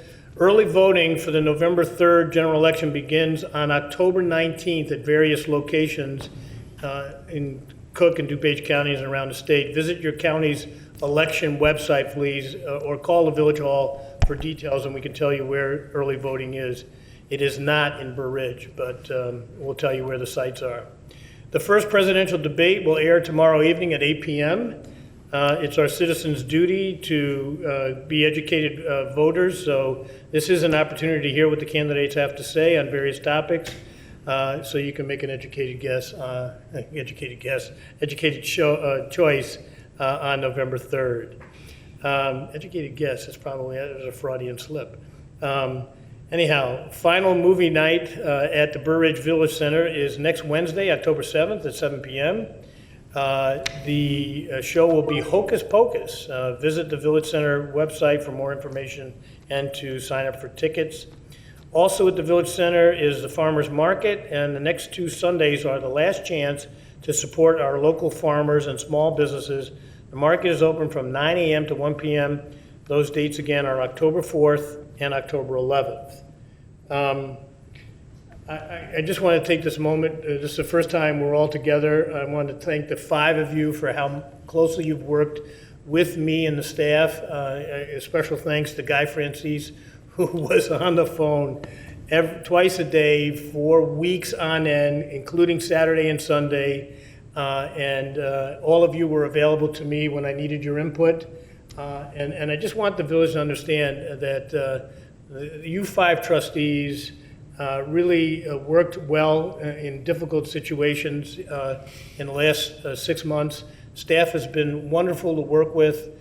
We've had some hard times and made some hard decisions, but we did it together and with a consensus. So I want to thank the 5 of you, and especially Guy Francis for all his help in this period of time. So with that, I do need to speak to you in closed session. And so I'd like a motion. Yes?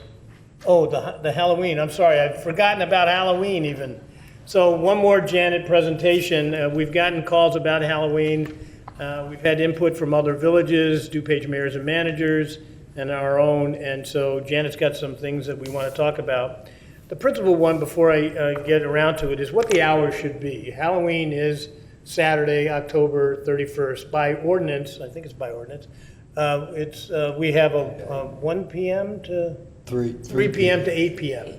Right. Question is, do you want to leave it 3 p.m. to 8 p.m.? You want to make it a little longer because it's a Saturday? You want to make it 1 p.m. to 8 p.m.? We're going to have signs available for people who want to accept kids coming up to their doors, and maybe those who do not for good reasons. So, think about, do you want to keep it at 3 to 8 or go 1 to 8 and see how it goes? And the rest is up to you, Janet. Go ahead. Okay. These are just because it's not as if we can call off Halloween. It's not anything like that. But the residents are very concerned. We've been getting calls for, believe it or not, almost a month already in the front office asking, well, are we calling off Halloween because of COVID-19? And the answer's no, we're not necessarily officially endorsing trick-or-treating. So in line with the CDC recommendations, I put together just something you could take a peek at. They listed some higher risk activities, medium risk activities, low risk activities. Families will choose what they want to do. We know that because it's pretty much a time-honored and traditional activity of trick-or-treating, they're going to want to do it. So I made up a little list of things that would hopefully just steer them in the right direction to do it safely. Hours, of course, right now they're 3 to 8 by ordinance. I'm not sure if we have to vote on that to change it, but it is on a Saturday, which makes it nice. You don't have to worry about school or anything too late. Recommendations are that participants should still wear regular cloth masks. Do not substitute costume masks for that. Trick-or-treaters should go just with their families or their small bubble groups of friends that they have. Maintain the 6-foot distance at all times from those not in your group. Allow collected treats, for example, to air out in a paper bag before allowing, say, the kids to get to them. Dispose of any treats that are not individually wrapped this year. No homemade goodies. Just toss it. Everything should be individually wrapped, purchased. If they're planning to participate and put out candy, we recommend that you put it at the end of the driveway or the end of your walkway, maybe on a table, put it in little bags. Trick-or-treaters can go right by and pick it up as they go. You don't want to necessarily put it in a bowl because everybody will put their hands into it. Maybe an extension, but people could wear gloves and give it out to the kids, that sort of thing, as they go by. That would keep people moving. That would eliminate them going from house to house, which really is not recommended by the CDC this year. We will post this online, on the internet, social media. I'll send it out with the e-briefs. There will be a separate sheet, it's on the back, that says participant. If houses want to participate, they can put this out with their display, whatever, candy, and then a general one, just for people that have the basic recommendations on the bottom. So people are just looking for the village's stance on trick-or-treating. What do we want to recommend to them? Or what we don't want to recommend. Right. So let's get down to the basics. Trick or treat. Somebody going up to the door, trick or treat, take the candy. Do we want to take a position on that and say, maybe not this year? A village position, it's still America, you can do what you want, but does the Right. village want to take a position to suggest that maybe going door to door in the traditional Halloween trick or treat, here's a candy bar or bag of candy, is that something the village wants to say? Maybe not this year. But, I mean, we can only make a recommendation, not Right. enforce it. Right. It's only a recommendation. We can do, we're the village government, government is, we're the local government. We want to take a position that maybe you shouldn't do it this year. Of course, it also gives the parents the out of saying, the village board doesn't want you to go trick or treating this year, so we could be the bad guys, okay? My kids are way past those years. I always thought it was a miserable evening most of the time, but that was just me. What do you want to do? I like what Janet said, that maybe people can put a table out or a tray out and you put like 10 treats, even if it's a bag of Snickers or whatever, or M&Ms, just put 10 so that people don't have to touch it and they'll just take one and go. I don't know where you grew up, but Would take all 10. Premises We make a sign that also says, please take one. Sure. I think the message should be positive. Again, maybe we say not the traditional way, but here's a couple of ideas.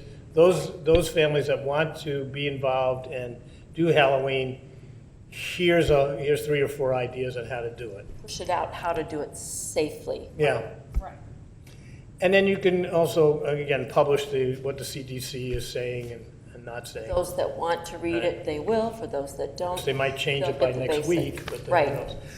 They'll get the basics and call it good. So what do you think? We say not the traditional way to do it, but here are some alternatives. Guidelines, Okay. yeah. And I like, here, it states on the pamphlet that the hours would be 1 to 4. Yeah, I know, we can change that. That's just a recommendation Right. because I it's on like a Saturday. 1 to 4, because I know a lot of people not from Burridge come to Burridge to do trick or treating, and this can help eliminate that outside traffic. Because typically it's always been 3 to 8. If we changed Right. it, insiders, residents would know. 1 to 4, and it's light out, and because 8 o'clock it's dark at 6:30 Right. at that time. Right. So, I would move. Want it to do 1 to 4? Yeah, I like. Karen? Sounds good. 1 to 4. Okay, just push it out there heavily and that's that. 1 to 4, not the traditional way, but here's some positive ways that you can do it. Yep. Do we need to do, does there need to be an ordinance vote on that to change it 1 to 4? Because it's COVID year or no? We'll talk to Attorney Durkin about that. It couldn't be done tonight anyway. Okay. The thing is that we've got time for the next meeting to amend the ordinance for 2020. Okay. You can start getting the message out that it's I mean, 1 to obviously, 4. the police are going to be arresting people, but they still want the ability to say, the ordinance says it's 4 o'clock is the end time, not 7 o'clock at night. Okay, great. All right, so you can Thank start you. getting the word out. It'll be Yes, 1 to and 4. the front We'll have it office on the thanks you agenda. too. And Now we'll they'll have have answers for people, so. Right, thanks, and we'll have it on the agenda for the next meeting. Okay, thank you. All right, sorry, Janet. Apologize for that. Okay, now, I think, I'd like a motion to go into closed session to discuss the appointment, employment, compensation, or performance of specific employees of the Village of Burr Ridge pursuant to 5 ILCS 120/2C1. Is that going to be an adjournment or just a recess? Then if you adjourn, then we're done. You don't have to come back. Well, a motion to adjourn and go into closed session? Yes, sir. Okay, so with that, a motion to adjourn and go into closed session. So moved. Second. Roll call, please. Trustee Schiappa? Yes. Trustee Paveza? Yes. Trustee Francis? Yes. Trustee Snyder? Trustee Mytal? Yes. 5-0.